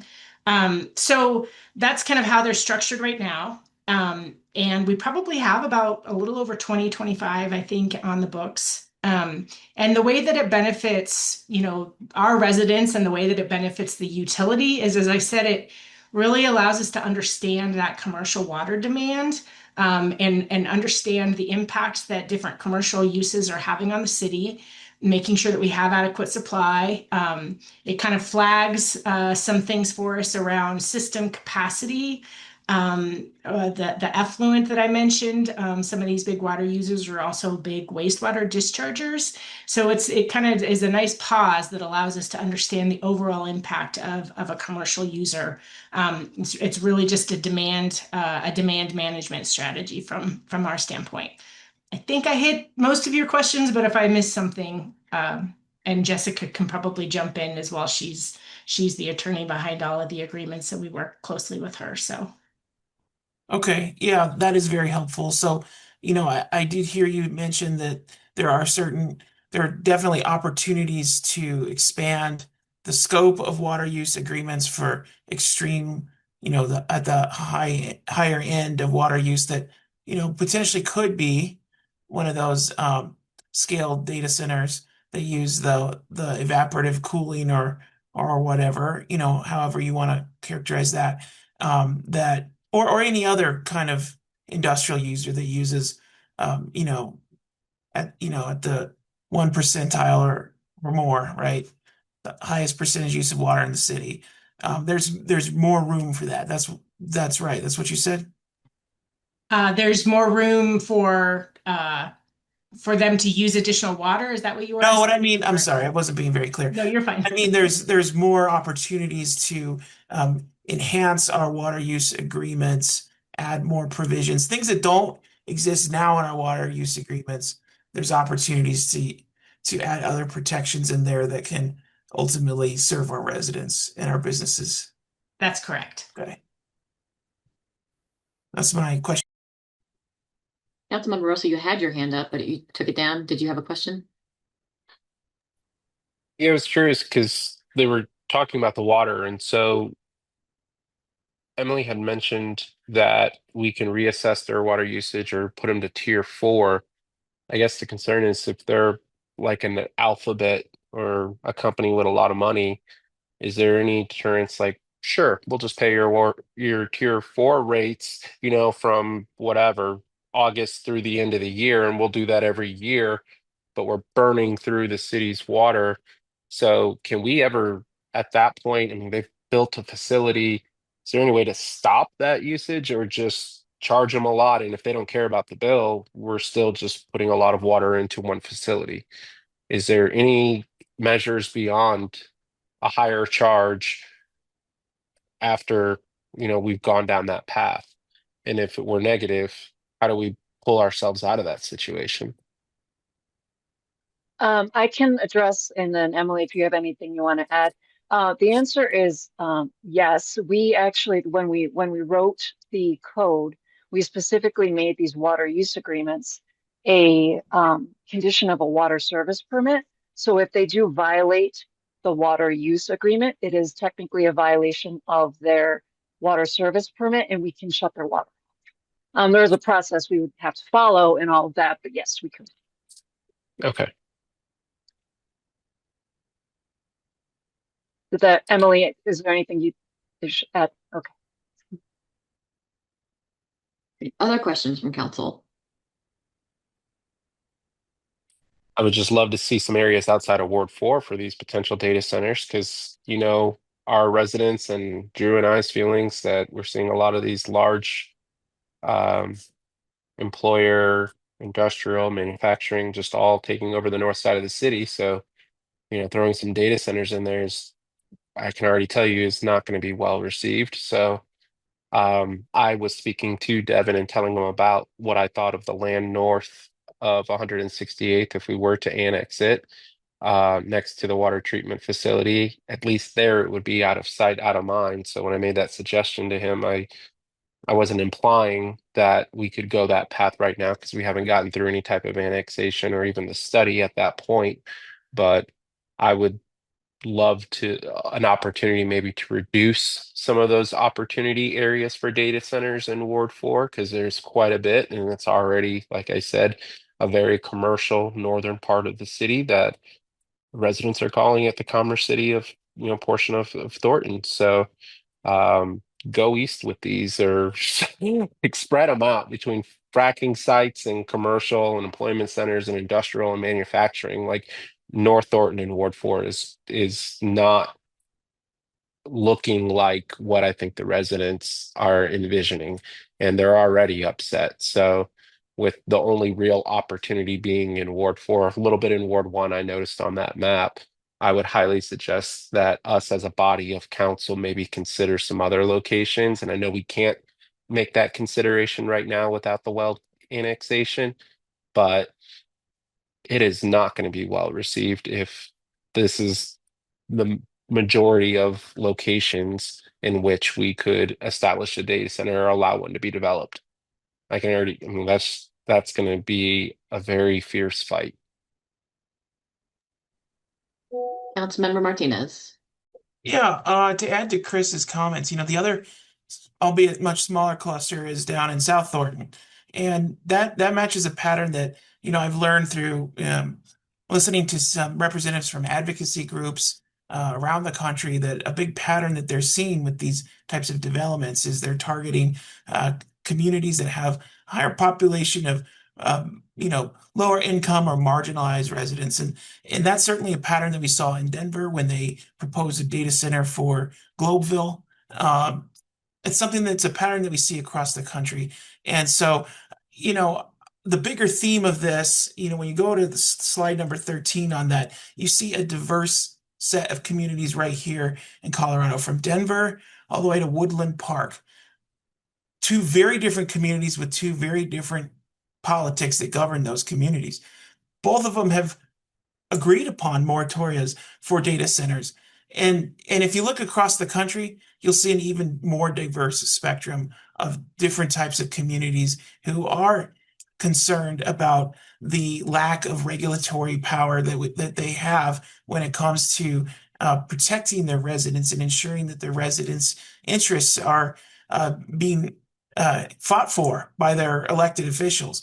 And so, taking a step back, I think that these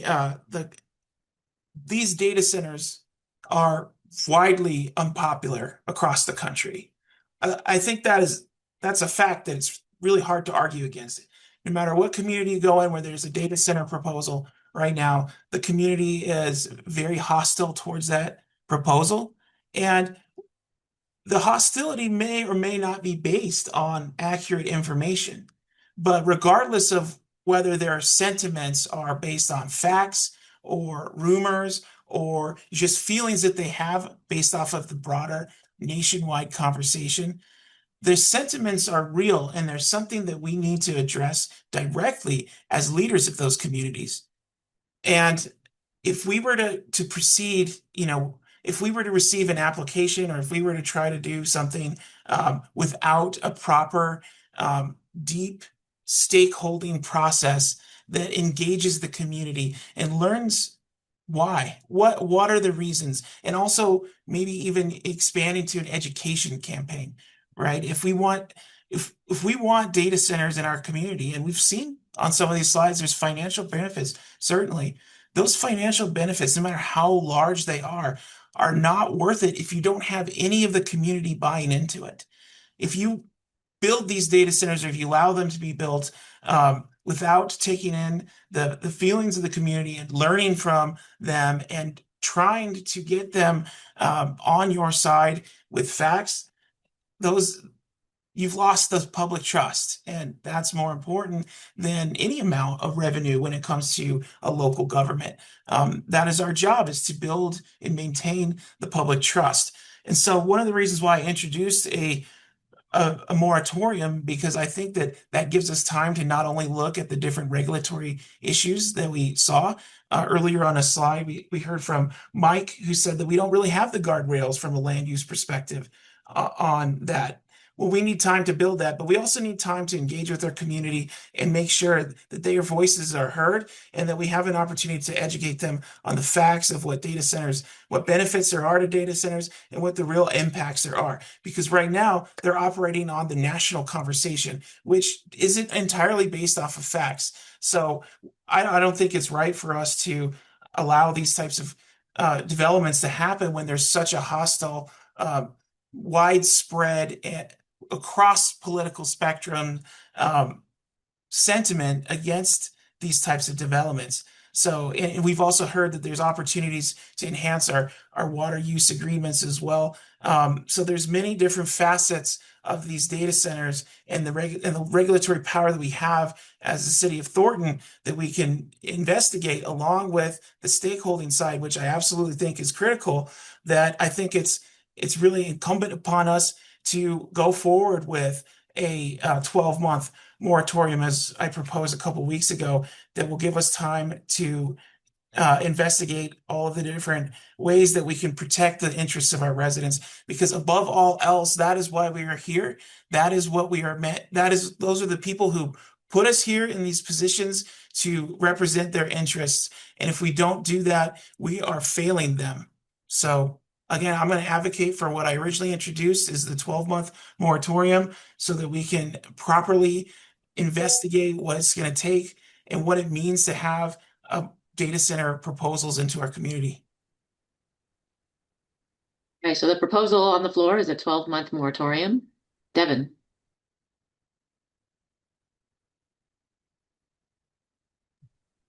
Yeah, I don't think a 12-month moratorium is necessary, but a couple of things. One of the things that was mentioned when I mentioned Weld County, we said we haven't discussed anything as far as annexation into Weld County. The city of Thornton already owns 165 properties in Weld County, 3 of which are actually on County Road 2, and part of which is in our IGA agreement of what we were wanting to annex anyway. So I think that's something worth noting, is that we actually already owned land in the area that we were discussing annexing.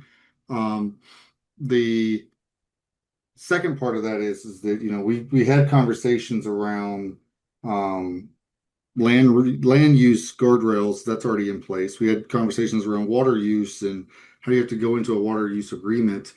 That's already in place. So I don't think a moratorium is going to add anything that we already don't have in place that we can't just work towards on a better strategy and policy than an outright blanket. We can't do this.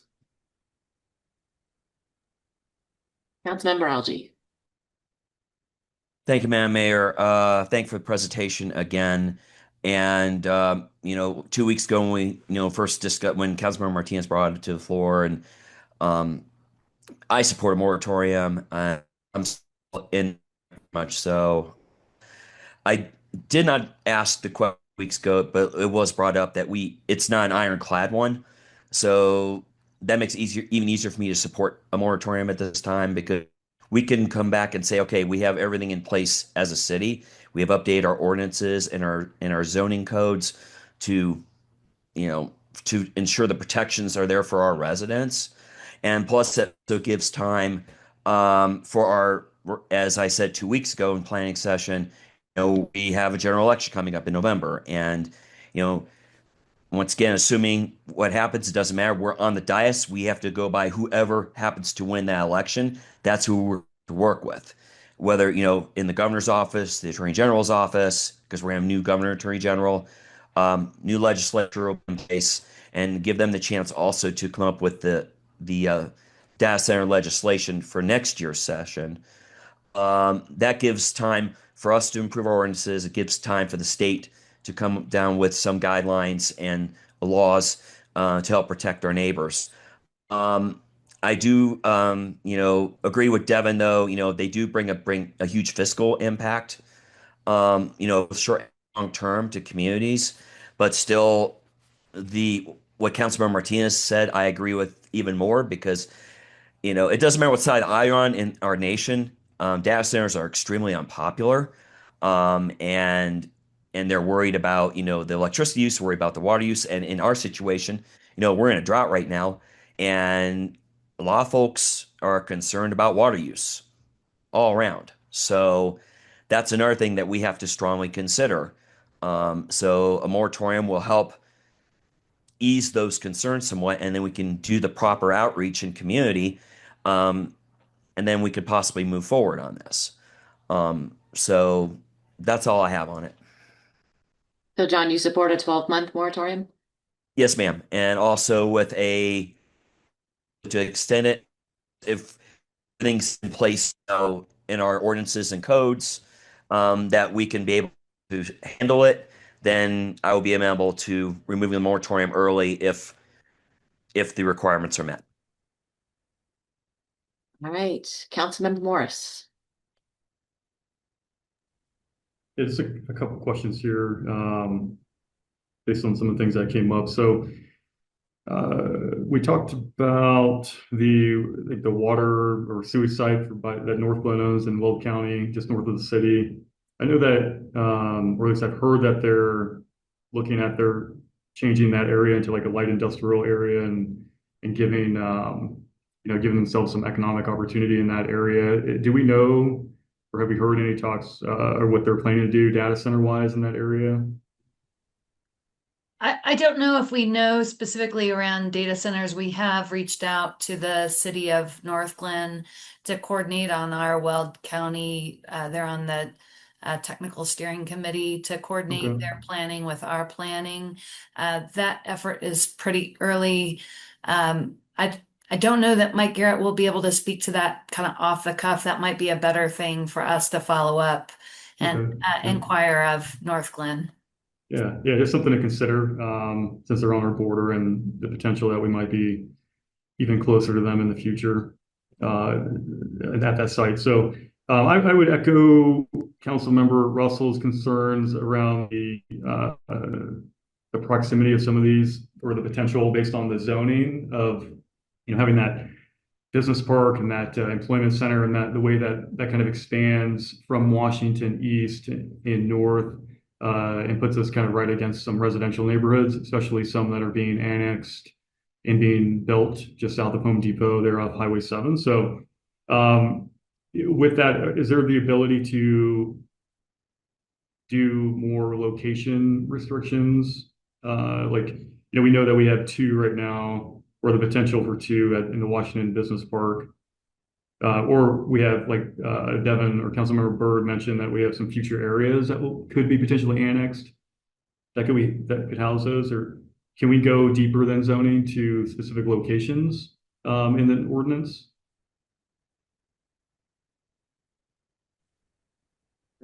Let me make sure I just understand your question. So it would essentially be a targeted moratorium saying, and I'm just going to make up an area for an example, like no data center could go at 160th in Washington for the duration of 12 months, something like that. Or the kind of the opposite, which is more permissive, which is you can only build a data center in this site or at this site. Like right now, there's Washington Business Park, which is 124th and Grant and to 120th and Grant. And I specifically mentioned that place because we have the Google data center there, and then Avaya has their building there. So could you do it like that, where you are just picking a location in the city that allows the development of those in this site? And for clarity, you're not asking related to a moratorium, you're asking relating to changing regulations that allow the use only in a Yeah. That's right. Yep, that's right. Yeah, that feels more like a zoning amendment to me.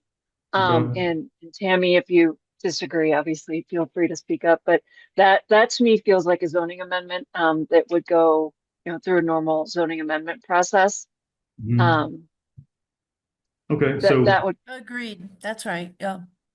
okay, and then on that same line of thinking, is because the Avaya building already has constructed part of their building to support a data center, is there potential for a legal issue from that ownership if we said, hey, by the way, you can't do data centers in Thornton for the next X amount of months? Should that be a consideration? well, if we were to draft a moratorium, it would only apply going forward. So it would not impact those that are already entitled and operating. Well, so that's my concern. So the building Mhm. exists, that at least Adam told us they built it to Yes. support a data center, but there is no data center there yet. Yeah, and I think that in order to operate a data center in there, the use has already been approved. So they would not have to go through any city processes, unless maybe just getting, tenant improvement uh, permits. They would not have to go through any city processes to put a data center in there. So I think in that circumstance, there's not much we could do about the Avaya building. Okay, so a moratorium in this case would be kind of a moot point because we could still have a data center open up because it already exists, at least the infrastructure already exists at that site. Yes, but that is one of it's not that hyperscale data center that is the ones that we see in the news that are causing all the issues. That is a smaller site, but to your point, you are correct. Okay. And is there any real, I mean, I saw the slide, like one council is involved, and then one we're not, but the difference between a moratorium and a pending ordinance. A pending ordinance seems like it accomplishes the same thing, which is we're actually doing work to figure out regulations that make sense for our city, and we're actually taking action from a staff perspective, and we're not doing a moratorium just for like performance value. Am I correct? From a legal perspective, yes. From a policy perspective, it does take a little bit of pressure off staff to be able to say, wait, there's a moratorium in place versus hold up, we're working on this. Mhm. So that I think is really, yeah, the moratorium has more teeth. So the And moratorium, we can get more nuanced in a moratorium. We can focus on solely hyperscale. We can focus on, it can just be more nuanced than pending ordinance. sure, okay. I guess I would agree that 12 months seems a little excessive when we do have some things that already exist in our city and we have the ability to take some action sooner. But I am open to other thoughts from the council. Hey, Mayor Pro Tem.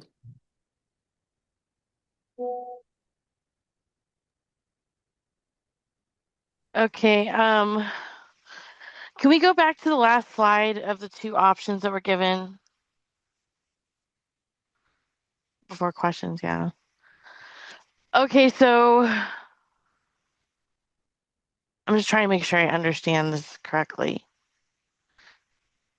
So there's the only way that we could stop any new data centers would be just to do the moratorium.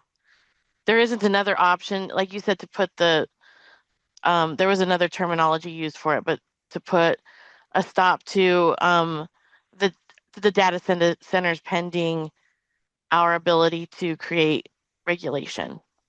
The pending ordinance doctrine. Yes, that's not on really on here. It just says potential. It's the slide previous. Okay, so can we go back to that one, please?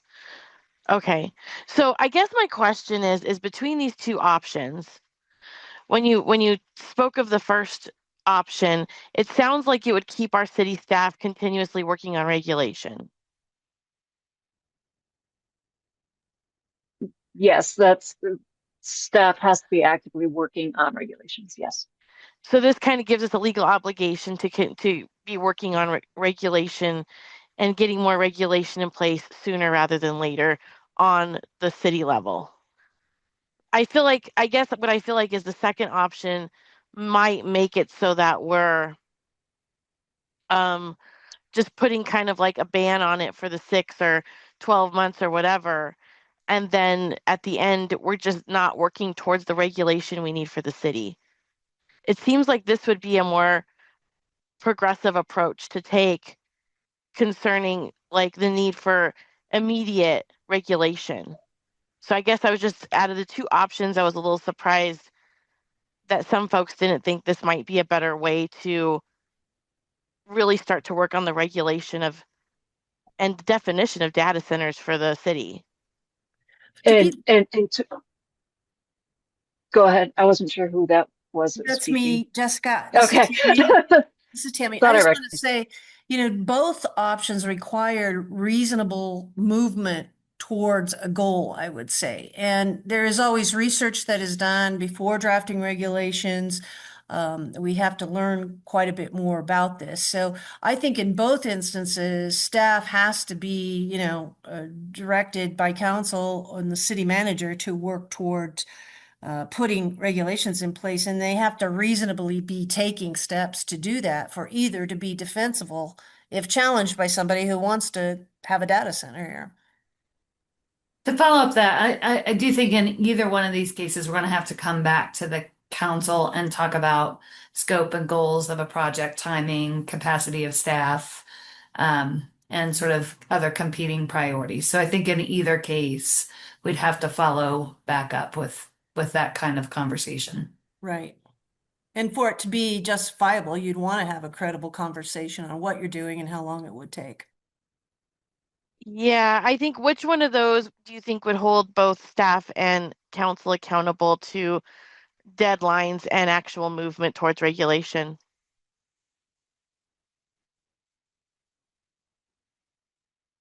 Well, I'm not sure we're holding council accountable, but either would require direction, I think, to really, credibly study and work towards regulations. Either does that.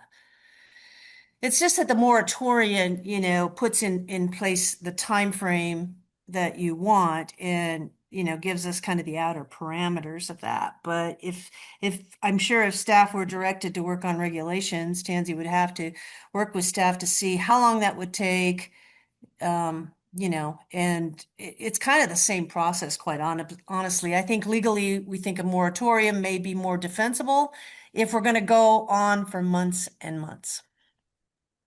Okay, so Jessica said this. I'm just going to repeat what she said earlier in the conversation, that if you wanted the impact to be narrower, then I think the moratorium has a better impact. I think if there was a pending ordinance doctrine application, essentially anything that hit data centers, we would hold off on processing those pieces versus if a moratorium was narrow, there might be some activity that could continue. Jessica, Yes. did I quote you accurately? Yes. Yep, you did. I guess it just depends then as a council too, if we really want to, like, if you want to be narrow and just do the really large ones, how many different like categories can you put into a moratorium? You're saying it's more narrow than it would be for a pending ordinance doctrine. It can be. If you can go to that slide, Kristen, that had the categories of data center, I think it was like 3 or 4.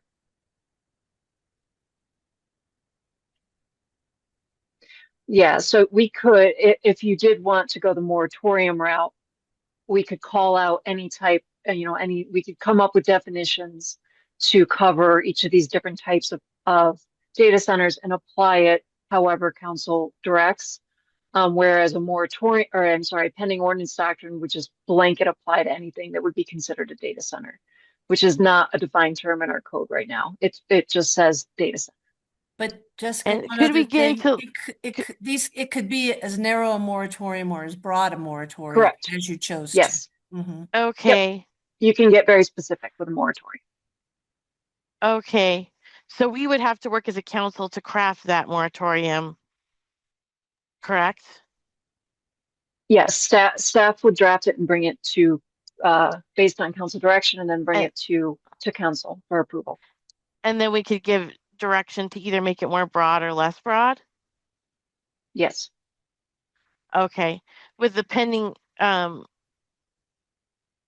other one, the pending, I can't remember what it was called again. The one Pending before, ordinance doctrine. pending ordinance Yes. doctrine, yeah. With that one, it would just be a blanketed all data centers, but it wouldn't be. If there was an application, we could still be legally obligated to fulfill that application, given a bunch of other things that would happen. Well, if we did not, if council chose not to take the moratorium route and said, Okay. and directed staff to come up with regulations for data centers. So say tonight, the direction is staff do additional research, come up with some regulations, bring those regulations back to us.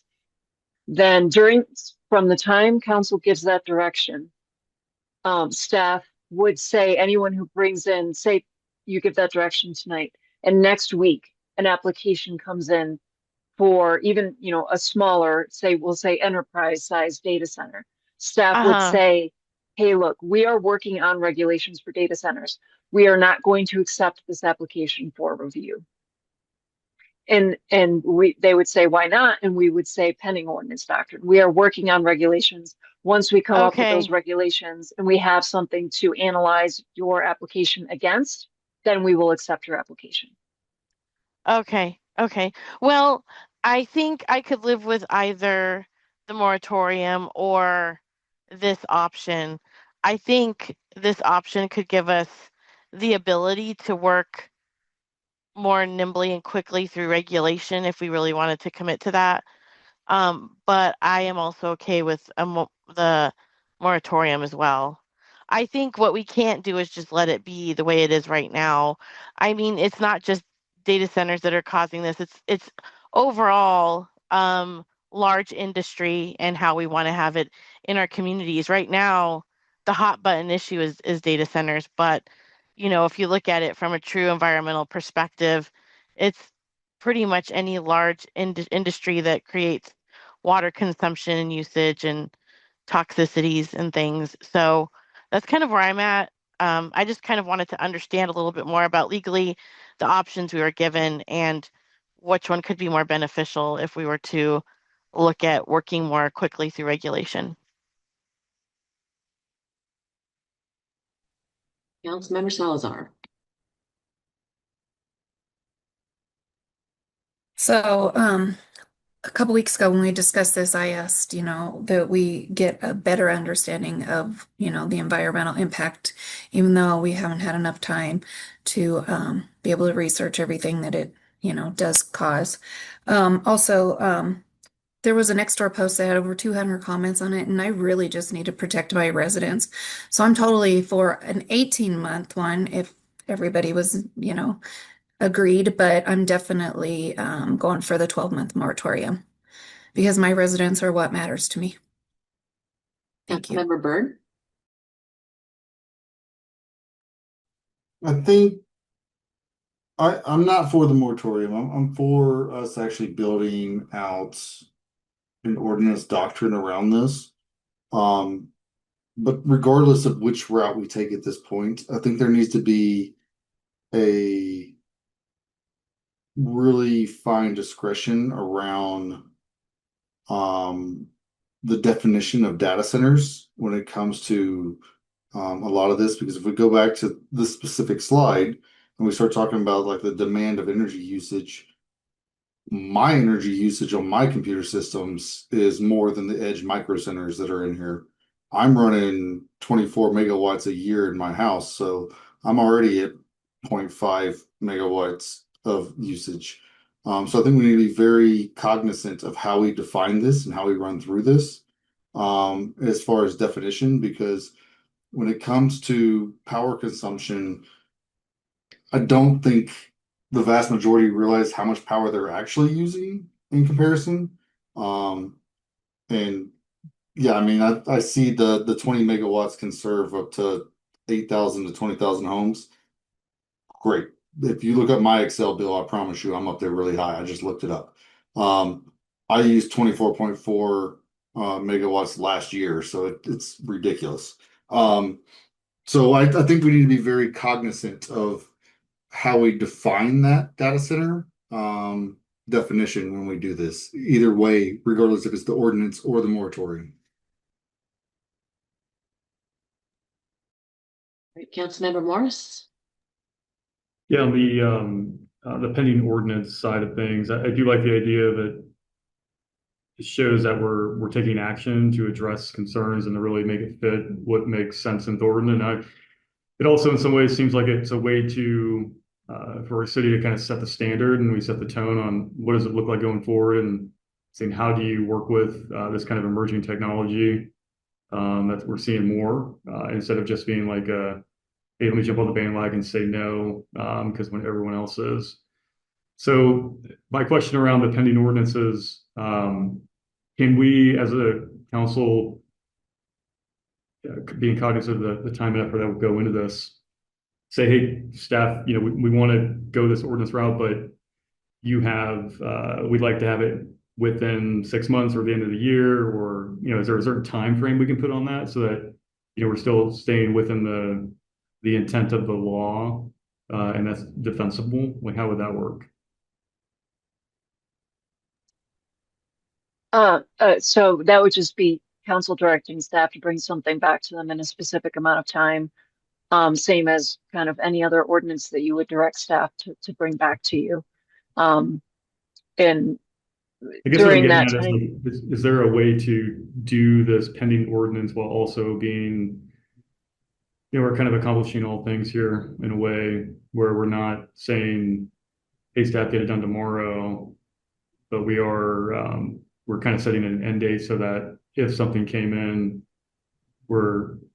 I guess you had mentioned that there's a legal issue potentially where, we need to fit in a certain criteria with pending ordinance, like it needs to be in the works. But if we say it takes a year for it to be in the works, then yeah, we're still giving ourselves tons of time to put together the right ordinance. Yeah, the pending ordinance doctrine is really just a concept. It's the length of time it takes staff to come up with regulations and council to approve them. So it's generally not set for a specific amount of time. It's just as long as it reasonably takes staff to come up with regulations and for council to approve it. Okay. All right. Yeah, that helps. Thank you. All right, Dave or Chris?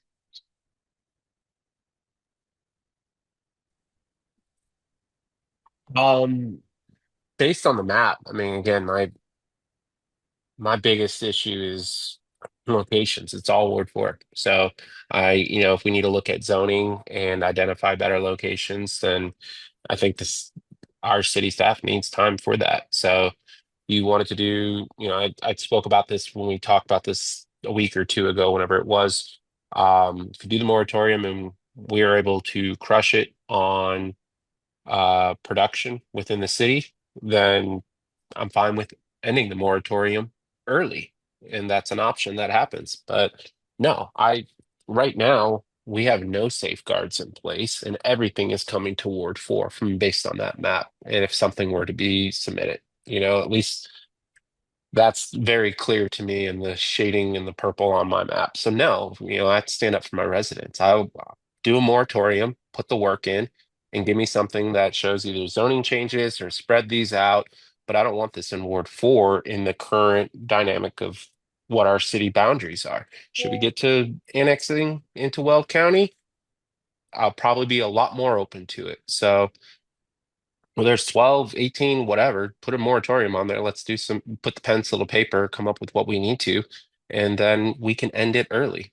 But it's my butt on the line right now, and it's already getting chewed up with our current development and the way Ward 4 is starting to look and the continued allowance of everything being commercial, industrialized on the north side of the city. So, you know, love me or hate me, but I guarantee you I know what the residents want, and that is definitely not a data center popping in because we haven't sharpened our pencil enough yet. So, moratorium until we produce better rules, specific areas, and not just concentrated in Ward 4. So give me some other options, but my answer is no until we address those issues. And I do see the value in what the revenue would bring. So again, not completely opposed. It just seems very lopsided and targeted. There's a lot of city on this map, and none of it's purple except for down the street from me and my neighbors. And well, Drew's neighbors too, because it goes all the way down by his house. So it's literally all of Ward 4 and yours, Jan. So, realistically, I need something more concrete in place before I can get behind it. And I'm not saying no to data centers forever, but we just don't have enough in place right now for me to allow anybody to slip in an application and us not be in a better position. We do have consensus to move forward with language for a moratorium. Councilmember Morris, did you have something to add? Oh, yeah, I just wanted to emphasize that, I'm pretty sure all of council cares about our residents. And I think that the ordinance and getting to work on that is exactly what we need to do to prevent these things from going in the wrong locations. So I echo that concern, Councilmember Russell. That's why I brought it up about looking at specific places. So I do think the ordinance is the way to go, and it makes sense. It takes action, and it puts our money where our mouth is. But I will, of course, concede to the consensus.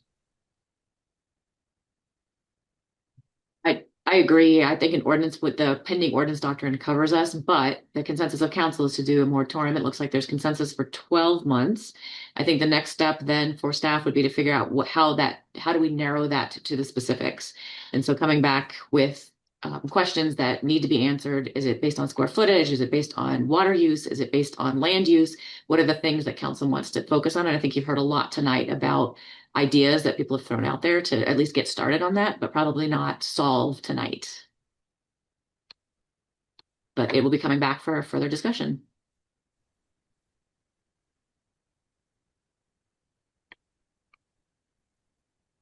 All right. I know we do have the strategic plan tonight, but we also have 3 discussions on performance reviews. So Tansy, do you want to give us an overview on where we are with the strategic plan? Maybe a quick highlight instead of going through all of the slides? Sure. So you do have a PowerPoint presentation that's already in your backup. We did have tonight with the modified format. We were really going to rely on our strategic plan action team leads. I think when we were going to be in person, we would have had the operation team leads available too. I imagine many of our amazing spot leaders are probably watching, but we don't have them as panelists. The way this was set up, you do have a full report in your backup that gives a sort of a very brief status of all 65 actions in the plan. That gives you a sense of what's the status of what the teams have accomplished to this point to sort of lift out from their action plans that status. And then we have characterized in that report generally sort of what's the alignment in terms of their work products as compared to their action plan. So we've very simply made things green, yellow, and red. Green, things that we have identified as green, are teams that the tasks and accomplishments that they've completed at this point are in alignment with their action plans. Yellow, there might have been some timing issues or interruptions of staff or other kinds of, they might just be running a little bit behind the tasks that they anticipated.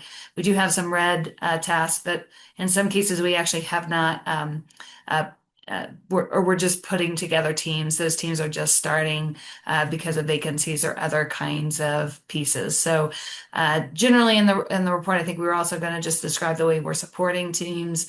So certainly we've got an executive sponsor from the city manager's office on each of the action teams. We have an action team leader, and then we've got a broader group of department directors. So we are certainly trying to lean in and support all of the teams, but particularly try to lean in to those teams that are in either a yellow or red status. So we were going to highlight tonight in the presentation. We did kind of our best to sort of go back through feedback at the retreat and other touch points to actions that we knew that were high priorities for the council. So we had lifted out 2 or 3 actions.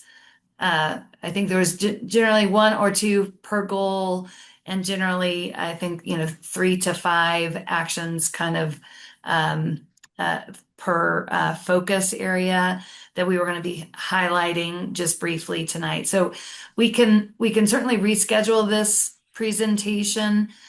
We do have some individual teams on your outlook through the end of the year that are going to start having some concepts to share with the council, or certainly you have the written materials, and we can take questions outside of a meeting format if individual council members have questions.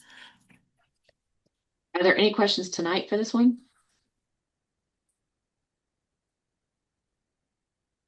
Councilmember Martinez. Not so much a question as just I would just love to see this rescheduled so we can hear from the spot team leaders and get the full scope of where we are with the strategic plan.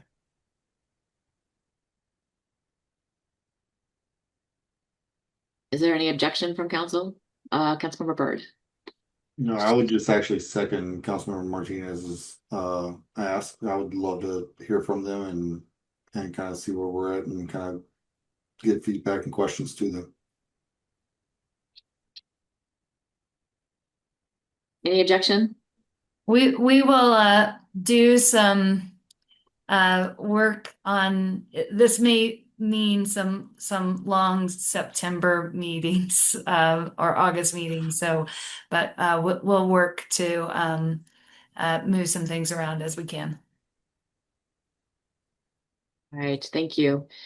For the interest of time, are there any pressing matters for board and commission reports that council needs to let council know about? Or any discussion items that are necessary?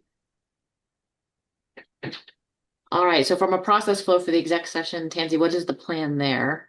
Do we have another link, or are we going to keep on this one? We do, and I'm actually going to give the floor to Kristen is going to walk us through sort of the logistics of making the transition.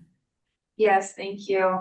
So Mayor, you can go ahead and call the special meeting like you normally would. We'll go through all of the process like we would in the training room with a call to order, roll call, and motion to go into executive session. I will send out a separate link to all of council and then members that are staff members that are included in the executive session. And so then we will close this meeting link and the meeting will be closed and open the new one. Everyone will need to join through that link. And then if you have any technical difficulties or anything like that, you can reach out to me and we can get you connected. All right. Are there any questions? I will go ahead and call to order the special meeting of the Thornton City Council. Can I please get a roll call? Mayor Coleman? Here. Councilmember Kunzo? Here. Councilmember Algie? Here. Mayor Pro Tem Ayala? Here. Councilmember Byrd? Here. Councilmember Martinez? Here. Councilmember Morris? Here. Councilmember Russell? Here. Councilmember Salazar?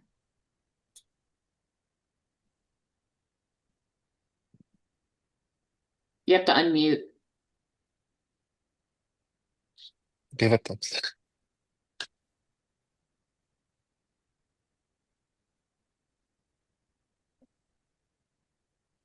We can see her still actively moving on her camera, but she's reported that on her side, her screen is frozen. Interesting. Okay. I don't know if she can hear us. Can you hear the audio? She Can you can give hear us the a audio. thumbs up that you are here? All right. All right. So Hopefully before I when we ask, transition to the new link, she'll be good. yeah. All right. Do we need to make a motion to suspend the rules in order to hold this meeting online? I don't think so. Council's rule for P does state, in fact, if there is a fully remote meeting, which is what we have done tonight, that council members can all participate in the executive sessions under these circumstances where the meeting's fully remote. So just noting that for the record, we're following council's rule. All right.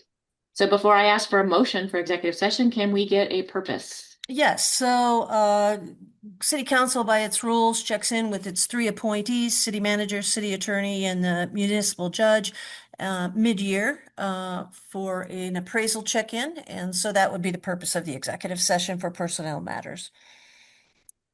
Are there any questions? What would be the motion?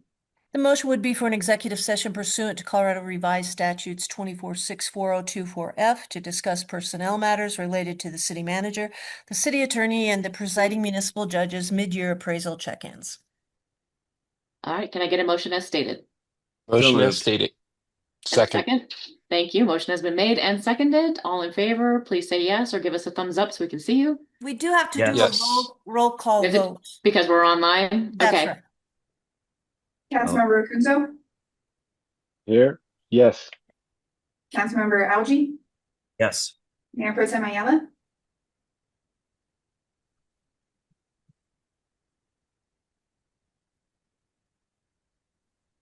Yes, sorry. Jesus, thank Councilmember Byrd, Yes. Mayor Coleman, Yes. Councilmember Martinez, Yes. Councilmember Morris, Yes. Councilmember Russell, Yes. Councilmember Salazar. Yes.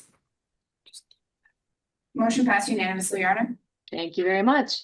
We will move to executive session. So we will adjourn this portion of the online meeting and let's take a quick break too. So back here at 10 o'clock.